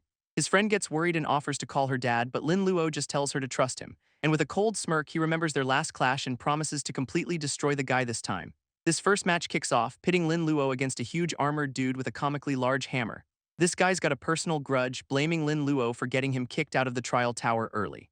He charges in for the kill, totally confident he can crush a fragile priest in seconds. But just as he is about to strike, his stomach lets out a very ominous gurgle. And there it is, Lin Luo hits him with the diarrhea debuff, stopping him dead in his tracks. This poor warrior just completely loses control, unleashing a toxic green cloud of pure regret. In the stands, the entire audience is gagging, hit by the full force of the stench. One guy even compares the smell to a dragon's pet, horrified by this nightmare of a skill. This announcer, barely holding it together, declares Lin Luo the winner by biological warfare and begs for a cleanup crew. After that biohazard is dealt with, the next match begins against a B-rank opponent. This new challenger came way more prepared, immediately popping a scroll to resist status effects. He then downs a whole pharmacy's worth of antidotes just to be extra sure. All juiced up, he dares Lin Luo to do his worst, revealing he is working for that other rival. Lin Luo just looks bored, noting the expensive gear and calling him out as a pawn. So he unleashes his new level 7 instant diarrhea, boasting that no item can stop it. And his opponent is already straining, realizing his pricey potions are completely useless. Another match, another spectacular, crowd-clearing explosion of gastrointestinal distress. This time, however, the audience is wearing gas masks. They have learned their lesson. A dedicated cleanup crew is already on the scene, armed with mops and buckets. They are treating the arena like a chemical spill, desperately trying to air the place out. This crowd is in an uproar, demanding a ban on Lin Luo's disgusting skill. Fists are in the air as the audience chants to ban the environmental pollution. An official reports the public outrage to the deputy guard, noting a powerful family is also complaining. This old man just laughs it off and is like, sure, whatever, ban it. But he knows you cannot just beat high-level Fallen with weaponized IBs alone, and he is actually curious to see what else Lin Luo is hiding up his sleeve. So an announcer officially bans the diarrhea skill, and Lin Luo's haters are absolutely thrilled. Our boy, however, just smirks, promising to get ruthless since they did not appreciate his gentle approach. His next match is up. He is facing that rival's lackey Yang Haoran. Said rival is prepping his pawn, loading him up with gear to force Lin Luo's hand. A great future is promised for his troubles, if he survives. His own subordinate questions the plan, but the rival admits this is just a test, coldly stating he could not care less if his pawn lives or dies. What a guy. In the arena, the pawn taunts Lin Luo, thinking he is helpless without his signature move, and smugly asks what a priest can do against an rank magic swordsman. With a battle cry, he unleashes a massive flame slash, going for the kill, only for it to be met by a sudden wall of ice. Lin Luo just stands there, completely unimpressed, asking if that is all he has got. This clash of fire and ice fills the arena as the attack is completely neutralized. In the stands, everyone is amazed by the magic swordsman's power, totally misreading who is actually in control here. This crowd is certain he is done for, he is just a priest after all, but Lin Luo just stands there completely untouched by the massive fireball. His opponent is absolutely stunned, so our boy tells him it is his turn now. With a flick of his wrist, a nasty green curse wraps around the swordsman, who thinks his expensive gear blocked it, feeling totally fine for about 2 seconds. Until an unbearable itch starts in the worst possible place, driving him insane. Lin Luo just calls it a small skill, casually mentioning he has plenty more, and by more, he means he is literally casting weaponized STDs. This is his gentle approach. This poor pawn is screaming in agony, scratching himself uncontrollably. In the stands, everyone watches in horror as the guy tears himself apart. Desperate, he uses his own ice magic to freeze the affected area solid. Lin Luo is actually impressed but questions the long-term viability of that strategy. Enraged, the swordsman vows to kill him before his family jewels freeze and shatter. But we all know how this is going to end. Because freezing only weakens the curse, so Lin Luo gives it a little push. He hits him with a pain-intensifying debuff just for good measure. This pawn finally collapses and Lin Luo wins by knockout. Later, a doctor is looking over the unconscious guy, scolding him for being reckless. Waking up, the pawn's only question is if there is any hope for his lower body. This doctor delivers the bad news: healing magic is useless and they have to amputate. This poor pawn is trapped in a nightmare, reliving his traumatic amputation, flashing back to the grim silhouette of the surgeon on the operating table. Back in the arena, his boss gets a very inconvenient phone call. Putting on a fake show of concern for his now mutilated lackey, he absolutely loses it hearing the damage is permanent and required surgery. Hanging up, the rival grimly vows to be more careful with Lin Luo among the other students. The lesson is crystal clear: never provoke that guy. Meanwhile, in Arena 5, Murong Zuhin faces her next opponent, and she is already taunting the girl, asking for any last words. Her opponent Li Mei vows to win to clear the path for Lin Luo. Another admirer enters the ring. Murong just scoffs at the challenge, completely unimpressed, questioning if the girl is overestimating herself or underestimating her. Then she unleashes her true power, revealing a pair of angelic wings. Undeterred, Li Mei launches a massive volley of fireballs anyway. This fiery attack screams across the arena floor, but Murong effortlessly snatches one from the air, calling it insignificant. Her own counter is a devastating holy light of judgment, which completely engulfs her opponent in a blinding flash. With the smoke clearing, Li Mei is down, revealing Murong's S-class angel profession. This crowd is stunned. It was not a fight, it was a one-sided assault. Even on the ground, Li Mei refuses to yield to Murong Zuhin, who just scoffs and hits her with a holy light compulsion. Li Mei's eyes immediately glaze over, her will completely gone. And now she is kneeling, asking her new master for orders. Murong tasks her with digging up every last secret about Lin Luo, explaining the mind control will last for 72 hours, plenty of time for some espionage. With that sorted, the first round of the competition officially ends, and the top 4 rising stars are announced: Lin Luo, Murong, and the 2 rivals. Murong stands in her arena waiting for a challenger, while the red-clad rival takes his position in another ring. And the other champions prepare for the next wave of fights. But Lin Luo's arena is completely empty, no one dares to step up. A group of students starts protesting, demanding his cruel skills be banned. Lin Luo just smirks, musing on how fragile that last guy's little brother turned out to be. Just then, a challenger finally steps forward, barefoot and looking serious, introducing himself as a class-forbidden spell mage named Fang Yuan. Our boy asks if he is not afraid, but the mage is sure his defenses are perfect, boasting he is invincible within 3 inches of his body. Then he unleashes a massive earth prison spell to trap Lin Luo, instantly encasing him in a deadly cage of spikes from all sides. Stuck in the cage, Lin Luo just taunts the mage for being too scared to fight up close. In response, the mage starts weaving some very serious-looking hand signs. He declares a mere priest is no threat to him, always a great thing to say before you get wrecked. Then he summons a massive thunder strike, a 3-in-1 combo of attack, defense, and control. This crowd is panicking, absolutely certain Lin Luo is about to get vaporized, but his opponent is just getting annoyed, asking when he is going to stop dodging. Our boy is just chilling inside a massive ice shield, completely bored by the light show. So Lin Luo hits him with another gentle curse. This one's called Alzheimer's disease. Suddenly, the mage's mind goes completely blank and he cannot even remember his own spells. And for an encore, Lin Luo casts Skin Explosion using an adorable little spirit helper. This arena erupts as the mage spontaneously detonates, leaving everyone totally confused. Lin Luo just smirks, asking why he fell over before the real fight even started. A bloody trail marks the mage's brutal collapse across the arena floor. Still not satisfied, Lin Luo keeps goading him to get up and try again. This poor guy struggles, considering a last-ditch move that will come with a heavy price. In the stands, everyone's having flashbacks to the last guy who lost his little brother. They are all terrified this dude's fate might be even worse. Nobody wants that surgery. Realizing his future is on the line, the mage wisely throws his hand up and yields. After that beatdown, no one else dares to challenge Lin Luo, giving him a free pass. Meanwhile, the other 3 champions also defend their titles, advancing to the finals. This deputy guard wonders just how many tricks Lin Luo has, eyeing him as a potential champion, and he is absolutely giddy at the thought of a priest stealing the prize from all the big shot families. Elsewhere, a grim reaper-looking dude is sent to avenge his niece, targeting Lin Luo for a little payback. This red-clad rival berates his defeated pawn, who insists Lin Luo was just too strong. He explains that fighting our boy is like taking on a boss monster, a whole different league of power. After the matches, Lin Luo and his friends take a walk through the city. Li Mei is still down about her loss, but the guys try to cheer her up. When asked why she challenged Murong, she gets all flustered, claiming it was personal. She is still mad that Murong, supposedly a friend, tried to rob Lin Luo before. Just then, another girl approaches, introducing herself as a fellow competitor who also lost. After a quick chat, the group splits up for the day. Lin Luo and his buddy continue on, crossing the street. His friend is already planning the victory celebration, demanding a treat when Lin Luo wins it all. Suddenly, a familiar voice calls out his name from behind. It is their teacher, and she says she needs to talk to him about something. She is inviting him to give a presentation to the younger students for getting top marks. Lin Luo's internal alarm bells are screaming. This feels way too suspicious. He tries to turn her down, but she is weirdly insistent, even offering to write it for him. As she tries to lure him away with the promise of a meal, the vibe gets seriously dark, and a whole squad of cloaked assassins drops from the sky, surrounding them in the street. His friend immediately recognizes the assassins as Fallens, and in a flash throws up a quick water barrier for cover. Not thinking, Lin Luo grabs his teacher, still believing she is in danger. He starts pulling her away, trying to get them both to safety. But the teacher yanks her hand back, telling him to let go. And our boy finally realizes this is not his teacher at all. This imposter just laughs as the trap becomes painfully obvious. Her face literally melts away, revealing a creepy dude underneath. It is the Reaper dude sent for payback, boasting he cloned the teacher just to destroy her.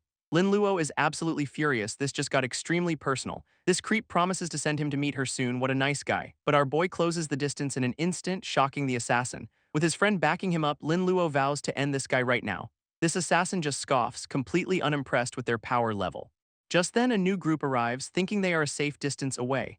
A massive attack slices through the air toward the villain, erupting in a huge explosion that rocks the entire street. When the dust settles, a squad in white robes has arrived, their leader calling out the villain by name, clearly here for a fight. This villain explains this is revenge for his niece, vowing to kill them all and escape.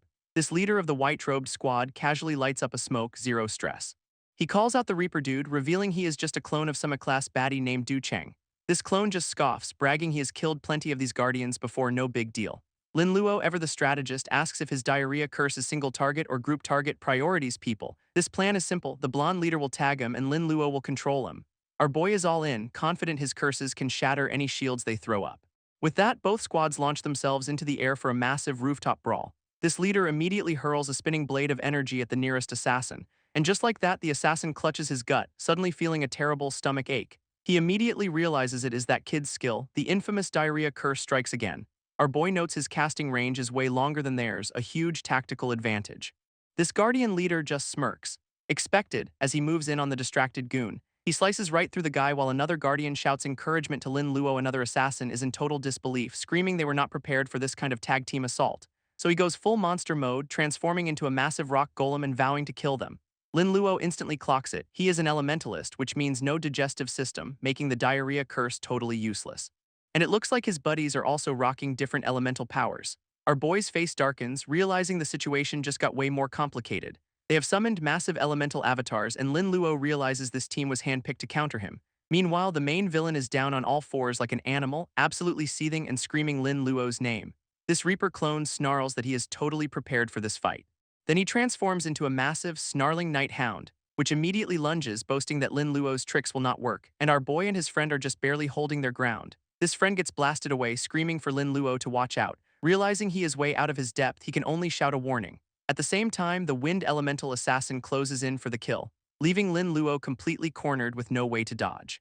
This attack smashes him straight through a solid wall, but he emerges from the rubble encased in a block of ice, looking annoyed. His shield apparently blocked the hit, though he still felt the impact. This mummy-looking goon gloats that their countermeasures are perfect. Lin Luo just smirks, thinking this guy is way too confident. He goes full evil doctor mode, saying the tournament was just a warm-up.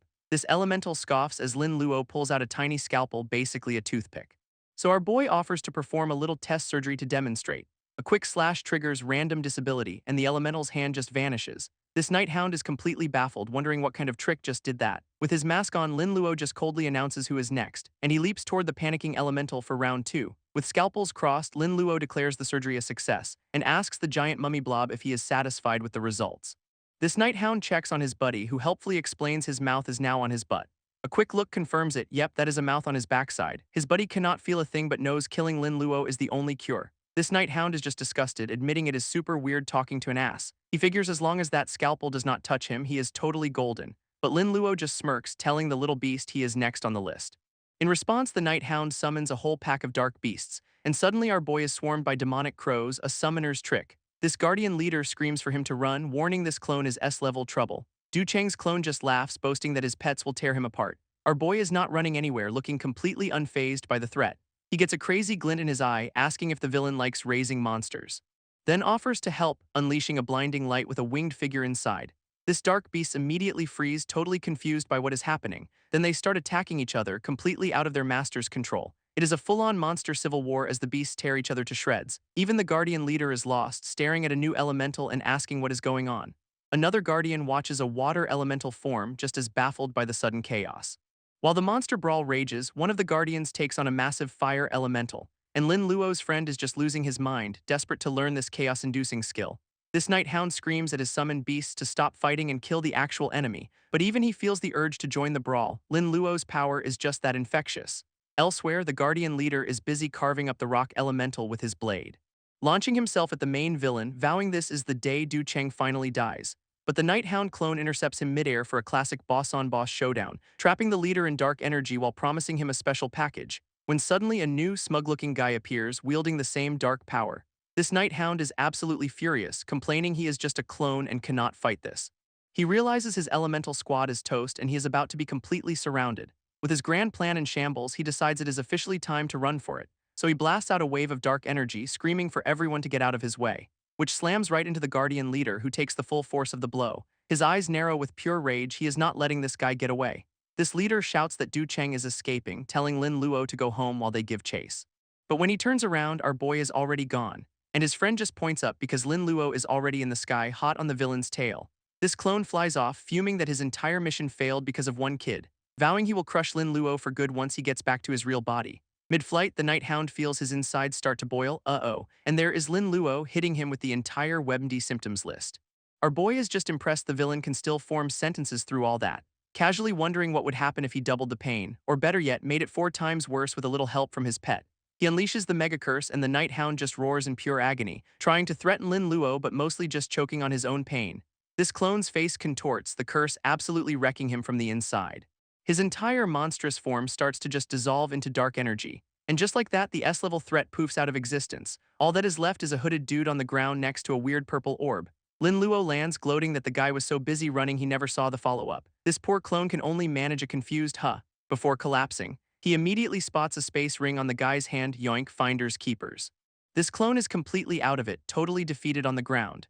Just then, the cavalry arrives, asking if Lin Luo is okay and spotting the mysterious pearl. This guardian leader is in total shock. Our boy actually killed Du Cheng's clone, even admitting that Lin Luo might be a match for their whole squad now. His friend points to the loot, asking what the heck that glowing orb is. So Lin Luo shows it to the leader, who identifies it as a dark beast pearl. This leader explains this pearl is a super rare drop that lets someone become a beast king.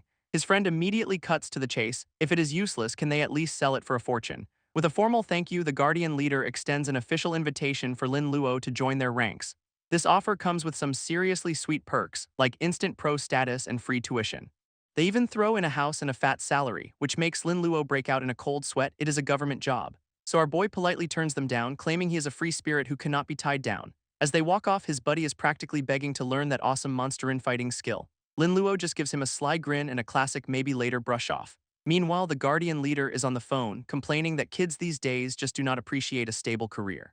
Our boy just glances back, completely unbothered by their boomer logic. He is way more interested in the space ring he yoinked, wondering what kind of goodies are inside. Later that night, the scene shifts to a moonlit government building. This leader reports to a deputy city lord, who is still reeling from the news that Lin Luo killed Du Cheng's clone. He then has to break the bad news that their star recruit flat-out refused the job offer. This lord speculates it is because Lin Luo has the backing of the powerful Lion family, but the old man dismisses it, citing other alliances, while the leader thinks they are just betting on Lin Luo's potential. This lord is convinced it is all a power play and that Lin Luo is on a collision course with that very family. He ultimately decides the rejection is just simple prejudice against the Guardians. This leader explains their duty to maintain order often puts them in conflict with the powerful families. It gets worse. Those same families control the media and run smear campaigns to turn everyone against them. This lord laments that the public just sees them as killjoys, not the thin line protecting society. But he is dead set on recruiting Lin Luo, whose talent is now officially undeniable. This guardian leader suggests a totally not creepy mind probe to check his background and skills. Which gets a hard no. The old man insists they have a code and will not make an enemy of the kid. He decides to handle the delicate recruitment personally, dismissing his subordinate for now. This leader just gives a quiet yes, looking like he is used to this kind of talk. Alone now, the Lord pulls up a file linking Lin Luo to the powerful Lion family. He remembers one of them was an epic professional, a big shot known as the Lord of Storms. And the realization hits him with the force of a thunderclap. He fumes that with an invasion looming, these families only care about profit and he will not let Lin Luo be their pawn. Meanwhile, our boy is back home thinking about his new mortal enemies, the Night Watch, who are apparently one of the strongest cults dedicated to worshipping evil gods. Since he killed two of their key members, he is now on their permanent hit list, a real forever war. He decides to worry about that later, focusing instead on the loot he scored from Du Cheng's ring. Cracking it open unleashes a torrent of items into a purple void, and he immediately spots a stack of gold cards worth millions. He is filthy, stinking rich. On top of the cash, there is a whole collection of top-tier materials just floating around his room. He then finds a creepy Sumeru mask whose special function is a complete mystery until you wear it. Wisely deciding against a random mutation, he puts the mask away to look for a skill book instead. And what he finds is a scroll for bewitching, a psychic skill for temporary mind control. Lin Luo decides this new mind control skill looks perfect for him, so why not learn it immediately? And he unlocks Stockholm Self-Deception Syndrome, a totally ethical skill for making obsessed, submissive pets. He actually remembers the term from his past life, noting this mutated magic version is just extra weird. With his new creepy power banked, he is already thinking about the big prize for winning tomorrow's game. This next day it is time for the semifinals where the top 4 new pros will finally face off, but his buddy runs up in a panic saying he cannot find Yining anywhere. Lin Luo checks his phone, getting a bad feeling. No calls, no texts, just total silence. His friend jumps straight to kidnapping, but Lin Luo grabs him, saying no one's dumb enough to mess with the Lion family. He then remembers he can just ask her aunt and pulls up his contacts to shoot her a message. Just then his name is called, the match is about to start. Putting the mystery on hold, he suits up and heads for the arena to handle business first. His opponent is a dragon knight who apparently brought a literal giant red dragon to the fight. This crowd immediately starts gossiping that the dragon looks way bigger and meaner than before. Meanwhile, some old guys in the stands reveal the opponent's family spent a fortune to juice him up for the win. But everyone's really watching Lin Luo, the commoner who crashed the rich kid's party and is gaining fans. His new fan club is already screaming for blood, hoping he absolutely demolishes the entitled brat. Elsewhere, a guy with some seriously cool hair gets a message in his earpiece. And he reports to the deputy city lord that the head of the Lion family has just left the city. This is exactly what the lord was waiting for, smirking that Lion Zhang is finally on the move. He recalls a massive clash years ago between Lion Zhang and one of the 7 sea emperors. This is gonna be big. This lord explains Lion Zhang once stole a precious item from an island, using it to ascend to the epic realm and become the Storm Lord. But he is a shady character with a hidden agenda, not just some national hero. Turns out there are 2 Storm Lords and they have to kill each other to level up. It is a whole thing. So now Lion Zhang is using his daughter as a political pawn to gain allies for his deathmatch. His subordinate panics, knowing Lin Luo will go nuclear if Yining gets taken away. This lord, Ever the Fox, reveals he has already made a move to block the alliance. He got another suitor approved to swoop in, cock-blocking Lion Zhang's entire plan. Apparently the lord just really hates seeing a dad use his kid as a bargaining chip. Back in the arena, the massive red dragon lets out a deafening roar. Lin Luo on the phone calmly asks if they really want to have this argument in public. His opponent promises his dragon it can eat Lin Luo later, just pure wholesome encouragement. This crowd gossips that the dragon holds a personal grudge and also she is a girl. In another box, a patriarch admits he has a bad feeling because Lin Luo is just that unpredictable. He just gives a grim "we will see," clearly not underestimating our boy. This match starts and the dragon instantly lunges forward for the kill. Lin Luo stands his ground, staring down the charging beast without a hint of fear, and with a flick of his wrist, he summons a massive wall of ice. This glacier erupts from the ground, completely halting the dragon's attack. But the dragon knight just leaps right over the wall, diving in for a surprise attack. But the dragon knight suddenly looks horrified mid-lunge, and straight up stabs his own dragon right in the face.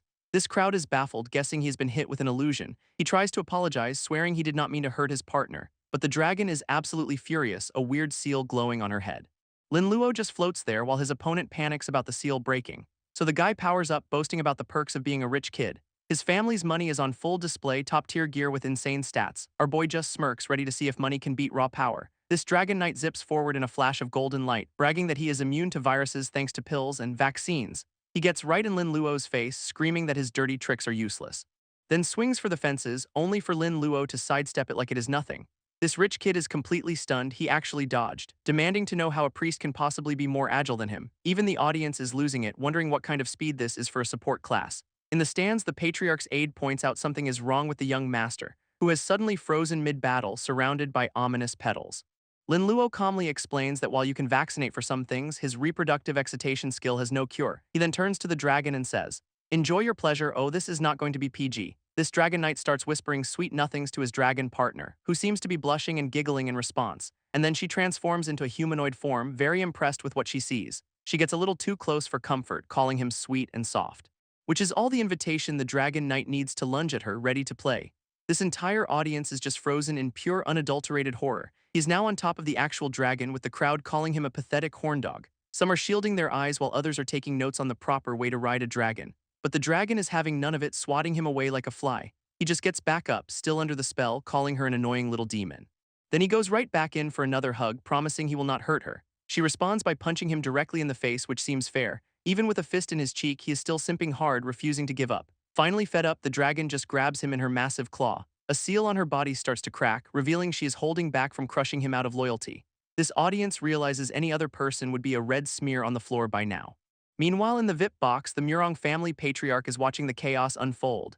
He asks the woman next to him, Zuhin, what she is doing here, and she says her match is over, so she is just enjoying this once-in-a-century spectacle. She is convinced it is an illusion, but one that proves he is a total creep in private. This Murong patriarch officially cancels the marriage proposal, deciding he does not want this train wreck for a son-in-law. Zuhin is absolutely loving this, gloating that the Dongfang family has lost all face today. Up in the stands, the Dongfang patriarch is practically vibrating with rage as his own people mock his son. His aides desperately suggest forfeiting the match to stop the nationwide humiliation. But he roars that their reputation is already shot, only a first-place win can fix this mess now. A woman in his box offers to just curse Lin Luo, but the patriarch says it is too risky and they lack the materials. She just gives a very subtle, very sinister smile. Her real plan is not to curse Lin Luo, but to cast a spell on their boy to break the illusion. He is all for it, but she warns him that a spell this complex needs preparation time. This patriarch thinks Lin Luo is a fool for attacking the dragon instead of the defenseless rider. Back in the fight, Lin Luo is just laying into the dragon with a flurry of attacks. His strikes are so brutal they are causing skin explosions all over the beast. This dragon tries to retaliate with a massive ground pound, but Lin Luo is already gone, easily dodging the devastating blow. Our boy is actually impressed, thinking this tanky dragon would make a fantastic pet for himself. He notes his Stockholm Syndrome skill has not triggered yet, realizing he might have to get ruthless. Meanwhile, the Dragon Knight is still in his own little world, laughing as he reaches for his love. She responds to his advances with a massive tail whip right to the face. A glowing seal on her body cracks, revealing a number 2, and the guy is still trying to flirt, calling her a tease. This man is beyond saving. Still lost in the sauce, the Dragon Knight grabs his flaming sword, vowing that he absolutely must have his beautiful dragon today, and brings his weapon down with a mighty slash. His family's cronies in the stands just stare in disbelief, because he just stabbed his dragon directly in the butt. This beast lets out a shriek of pure, violated agony, which finally prompts the woman in the box to cast her counter-curse. A red seal shatters over the Dragon Knight's head, and he snaps out of it, wondering where his big beauty went. His eyes land on his actual dragon, and the poor guy starts denying the obvious, frantically trying to explain it was all a huge misunderstanding. Her eyes glow with a rage that says no, it was not, and he can only look up in terror as his partner glares down at him. A roar that probably shatters every window in the city follows. Then she brings her foot down, crushing the ground where he just was. With that, she just flies off, leaving him begging her to come back. Up in the stands, his family realizes the contract seal is broken, she is free, and they are all panicking because that dragon was a priceless family heirloom. This patriarch turns to leave, having seen enough humiliation for one lifetime. He officially declares the match lost, ordering his men to go get their dragon back. Good luck with that. With their reputation in absolute tatters, the Dongfang family makes a swift exit. An aide reports their departure to the Murong patriarch, who is enjoying this immensely. He knows they are not after the prize, but their priceless dragon, which is now fair game. So he sends his own guardians to track it down because finders keepers right. Meanwhile, a mysterious robed group also spots the fleeing beast, sensing an opportunity. Their leader, a white-haired woman, wants its crystal to level up. She immediately commands her followers to hunt the dragon down too. It is a race now. Back in the arena, the Dragon Knight is left panting in the dust. He glares at Lin Luo, blaming him for this entire humiliating disaster, then just lets out a full-throated scream of pure, unadulterated rage. Lin Luo calmly asks why he is yelling, pointing out he does not owe him any money. This, of course, sends the rich kid into a full-on tantrum, vowing bloody murder. He charges forward, leaving a trail of destruction in his wake. Up in the stands, the gossip is absolutely savage, rehashing his hobbies, and the Dragon Knight hears every single word, completely losing his mind. Fueled by pure shame, he unleashes a massive golden thunder attack. His strike smashes into the arena floor with incredible force, only to be stopped cold by another one of Lin Luo's ice walls. This guy is just stunned that a priest blocked his ultimate move head-on, but Lin Luo says playtime is over because he is in a hurry now. Lin Luo gives a little hand gesture, signaling he is done messing around. He reveals his true weapon, a giant glowing scalpel held by energy tendrils. This crowd is in an uproar, realizing the priest's main weapon is a surgical tool. His opponent just cackles, mocking him for bringing a doctor's knife to a fight. Our boy just tells him to laugh it up now because it will not last long. In a blur of motion, he zips past the Dragon Knight who barely registers the movement. This rich kid stands there confused, thinking Lin Luo completely missed or bluffed, but then he feels a very, very strange sensation spreading through his body. His entire physique begins to warp and change right in front of everyone. And just like that, the Dragon Knight is now the Dragon Lady, screaming to be changed back. She immediately stumbles and falls, completely unused to her new form. Still in shock, she demands to know what other horrors he has inflicted on her. Lin Luo calmly informs her about the anatomical differences and to enjoy her new monthly periods. That final, brutal comment is enough to make her spit blood and pass out cold. With his opponent unconscious, the announcer officially declares Lin Luo the winner. Now the final match is set, Lin Luo versus Murong Zuhin from the VIP box. Zuhin, however, looks absolutely terrified, telling the announcer they should not fight. This entire stadium waits on the edge of its seat for the championship battle, but Lin Luo is already distracted by a text, needing to leave for an urgent meeting. A voice from the heavens then announces Zuhin has forfeited. Lin Luo wins the whole thing by default. A strange green crystal suddenly materializes on Lin Luo's forehead, and he just pieces out, telling his buddy Tang Cheng to handle the cleanup. Meanwhile, in the VIP box, the Murong family debates just giving up. Her entourage asks Zuhin if she is really going to forfeit the grand prize. She lays out the odds, a 50-50 shot at winning, but a 100% chance of a forced gender swap if she loses. Her father agrees, adding that even a victory would be a PR nightmare for them. But his real priority is making sure his daughter's perfect reputation stays intact. He lists off all her top-tier qualities, deciding she is far too valuable to risk. Zuin then adds that making an enemy of Lin Luo is just bad business. This patriarch considers this, hoping the kid is actually worth the alliance. Back at the arena, the award ceremony begins, calling for the champion's speech. Except, nobody can find the winner anywhere. His friend Tang Cheng awkwardly takes the stage, claiming Lin Luo had an urgent matter. An old official just sighs, figuring he is off chasing after a girl and decides to allow it. He is not wrong. Lin Luo is at a tea house with a mysterious woman receiving a letter. She wonders what could be so urgent that his friend could not even send a message.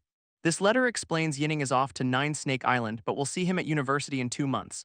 Lin Luo just sits there, quietly processing the news. He then looks up, demanding to know if Yinning is actually in danger. His companion just sips her tea, apologizes, and says she has to leave too real helpful. This mysterious woman thinks Lin Luo is still too weak for the truth, so our boy just says his goodbyes, ready to walk away. But she stops him, finally admitting she lied about something. Her only truth is that Yinning's love is real and he better not screw it up.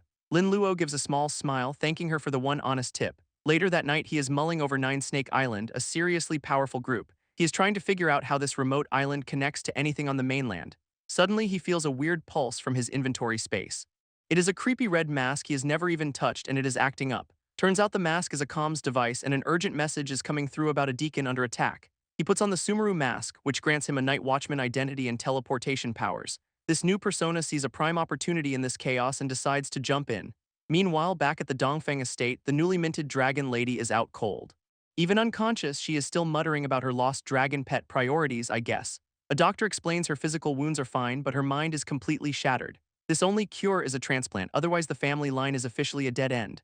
Her father absolutely loses it, screaming that a transplant would ruin their pure bloodline. His aides suggest just marrying her off because surely asterisk someone is into this, right?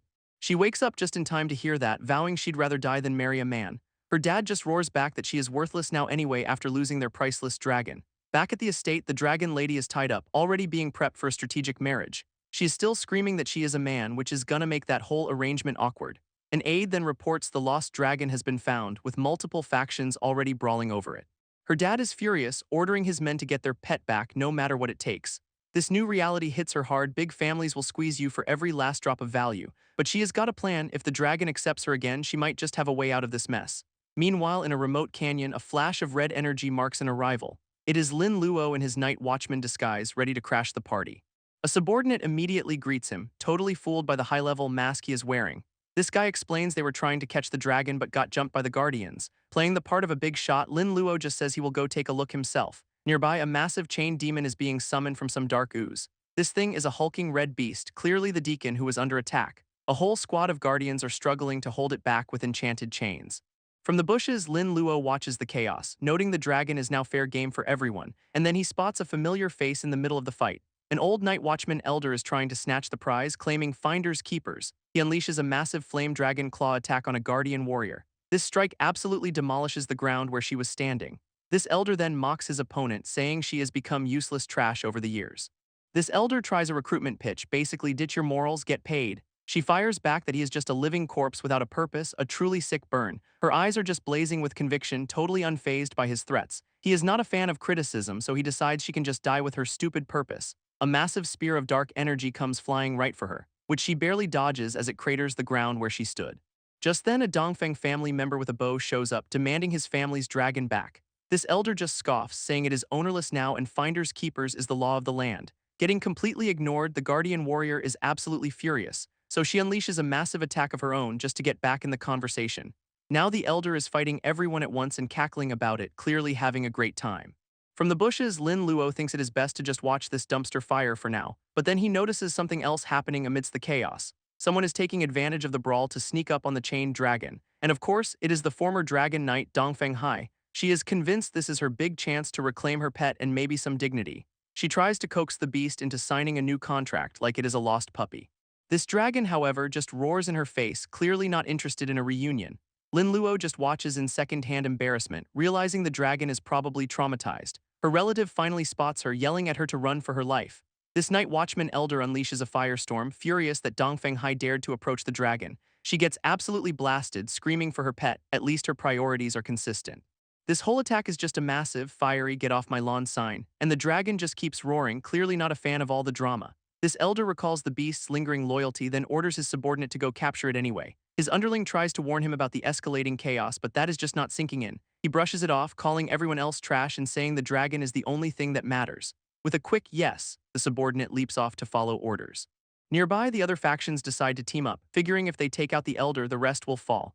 Someone is using a strange device to suppress the chained beast, which is only making it angrier. Watching from a hilltop, Lin Luo notes that the battle is getting pretty fierce down there, so he floats down like a helpful savior, asking the night watchmen if they need some assistance. Below them, the massive dragon is thrashing wildly against its restraints. One of the grunts begs Senior for help, and Lin Luo agrees with a very reassuring smile. His first act of help is a technique called skin explosion, which sounds super friendly. This poor guy is instantly hit, screaming as a strange energy courses through him. In utter disbelief, he looks back at the senior who just attacked him. But his two comrades are also under the spell, now turning on him with lethal intent. Lin Luo's mental confusion is working like a charm, pitting the team against itself. This last guy standing is furious, vowing to kill his own allies as they lunge at him. This dragon, meanwhile, is still chained up and looking extremely done with all this. Lin Luo gives his new puppet some final instructions. Basically, you are welcome for this opportunity to die for me. With a final command, the poor guy's life force is converted into a massive blood spell. His former buddy, now a raging berserker, screams bloody murder at the last man standing. This results in a self-destruct attack that absolutely rocks the entire canyon. Nothing is left but a smoking crater where the other guy used to be. This last night watchman standing just brushes it off, saying speed alone is not enough to beat him. Even Lin Luo is a little surprised, thinking this might be getting out of hand. Suddenly, the Dongfang archer joins the fray, landing a solid hit from a distance. He's here to save his relative, demanding her life back from these goons. This archer then turns his attention to the berserker, calling him trash and prioritizing B-72. From the sidelines, the guardian warrior is completely baffled by the night watchman's sudden infighting. And then she recalls that B-72's number belonged to someone Lin Luo supposedly killed. This penny drops, Lin Luo has the mask, and suddenly he is a much bigger prize than the dragon. In a complete 180, she orders all guardians to protect B-72 no matter what. Meanwhile, the berserker is powering up for another round of friendly fire, looking absolutely feral and cursing everyone in his path. This guy decides to just kill everyone else first before finishing off his allies, unleashing a massive wave of destructive energy on the guardians and the archer. This Dongfang archer gets caught immediately, now being choked out by the rampaging night watchman. This Dongfang archer just teleports out of the chokehold, screaming he will be back, leaving everyone else just standing there completely baffled by the sudden exit. And then a new powerhouse from the Dongfang family descends, looking very disappointed. He claims to have inherited the death of his kinsman, asking who the murderer is. This berserker, still raging, points and insists they hunt down the guy who escaped. Turns out this new arrival is Dongfang Wu, a legendary pro, and the guardian warrior is stunned. This ancestor promises to go get the guy's head, telling his minion to salvage the body for parts. Meanwhile, the guardian warrior points out Lin Luo, reminding her partner they have one more target. She then drops a bombshell. The hooded guy is actually their undercover agent, Dongfeng Zhang. This berserker is immediately suspicious, questioning how a simple mole got such a high-ranking mask. She just scoffs, grabs her agent, and tells the berserker to mind his own business as they leave. Later, she has found Lin Luo and is giving him a serious lecture about the danger he is in. She's going on about traps and punishment while Lin Luo just smirks, admitting he got caught. He is just chilling on a rock, totally unbothered by the whole situation. But then the giant red dragon shows up, making the guardian warrior completely lose her cool. Our boy, of course, just assumes this massive beast came all this way just to see him. Back with the night watchman elder, he is staring at an empty ice trap, wondering how his target escaped. He is certain the guy is permanently dead since his personal resurrection tool never activated. At that moment, his phone starts ringing. And the news is not good. The young master he was hunting apparently committed suicide and has vanished. This elder realizes his target used a suicide-injury birth skill to break free of his trap. He is just stunned someone would go to such extreme lengths for a simple pet dragon. Back with our crew, the Guardian warns Lin Luo that a dragon with a former owner is super dangerous, but Lin Luo and the massive red beast just have an intense stare-down. He calmly notes the dragon does not seem to have any ill will towards him at all. Reaching out his hand, he feels some kind of strange connection forming with it. He gently touches its snout and the dragon just lets him. Turns out his Stockholm self-deception syndrome skill has activated, which is a great sign. His ally is absolutely losing it, watching a proud dragon try to curry favor with a human. Our boy is just soaking it in, smugly claiming the dragon is now obsessed with him. He whips out his own top-tier contract item and places his hand on the dragon's chest. A massive glowing symbol appears. The contract is a success. He pets his new ride, declaring it is his now, as his ally marvels that a dragon priest is born. A quick stat check reveals this level 22 dragon is already stronger than a level 50 silver boss. His ally explains the Dongfang family basically juiced it with elixirs, hence the crazy stats. Deciding Red Dragon is too generic, he names her Crimson and she actually purrs. Taking that as a yes, he just hops right onto her back for a ride. He yells down that they are going for a joyride while she is on the phone trying to explain this insanity. As they soar into the sky, she is stuck reporting that Lin Luo is now mounting the Dongfeng pet dragon. And back at the estate, the Dongfeng family head gets the news and is absolutely livid. This Guardian's boss gets the bad news. Dongfang Wu is active and Lin Luo's new pet is a massive liability. His subordinate points out the obvious. Lin Luo cannot just hide a dragon in his pocket, so they are sitting ducks. So the boss orders them to a remote mountain base to stash the beast before bringing Lin Luo back to the city. Meanwhile, somewhere else, a symbolic flame flickers ominously. This night watchman elder is fuming that his target escaped using some kind of trump card. And now we meet the legendary Dongfang Wu, who is absolutely livid about his family's humiliation. This archer he saved tries to calm him down, promising to carry on the family name, but Wu just snaps back, demanding to know if he can somehow birth a new dragon knight, a totally normal question. His new plan is to use his dead relative's corpse to track down and reclaim the dragon. Elsewhere, the night watchman elder is coughing his lungs out, clearly not having a good day. While his berserker subordinate is also having a meltdown, cursing everyone who wronged him, especially Lin Luo. Suddenly, a massive ominous sigil appears in the air, and a shadowy entity called Dark Mist shows up, claiming it just saved his life from Wu. This entity immediately asks for repayment and the berserker's like, "Dude, I am a cripple, what good am I?" Dark Mist offers him a sweet upgrade, a brand new dragonborn arm stronger than the original. This price for this unsolicited limb donation is simple: become its puppet in the Night Watchman. He is understandably a little taken aback by the job offer, but Dark Mist just cackles, declaring him a new follower of the Lord of the Dark Mist. And where is our boy Lin Luo during all this drama? Just stretching at home, happy to be back. He is even showing off a prize he picked up, completely unaware of the 3 different factions plotting his demise. Lin Luo cracks open his new prize, ready to meet the legendary World's Wonder. He pulls it from a secret drawer and a mysterious blue light starts glowing. This energy blast hits him and he is completely taken aback by what is inside. It is a tiny, googly-eyed blue slime, a conceptual creature born from colliding worlds apparently. He holds up the little blob, totally baffled that this is the treasure everyone was fighting over. This slime starts purring and his little shoulder pet looks on with concern. That tiny familiar warns him to be careful because this new thing might just eat him. Just then there is a knock at the door. A man named Gu Xiaoyi is here to talk. It is the deputy city guard senior, and Lin Luo just casually greets him while holding a cosmic jelly baby. This old man immediately calls him out, saying the noble families would flip if they saw this. Meanwhile, the 2 tiny pets are having a little stare down, which the senior finds hilarious. As an apology for startling them, he offers a little glowing snack. This World's Wonder just gobbles it right up, problem solved. With the pleasantries over, the old man gets to the point. He wants Lin Luo to join the Guardians. Our boy immediately shuts him down, making it clear he is not interested in joining any team. But the senior has a counteroffer: become an honored guest, not a regular member. This is basically a special freelancer status for pros who do not like rules but still get paid. He sweetens the deal: total freedom, big rewards, and only occasional special missions.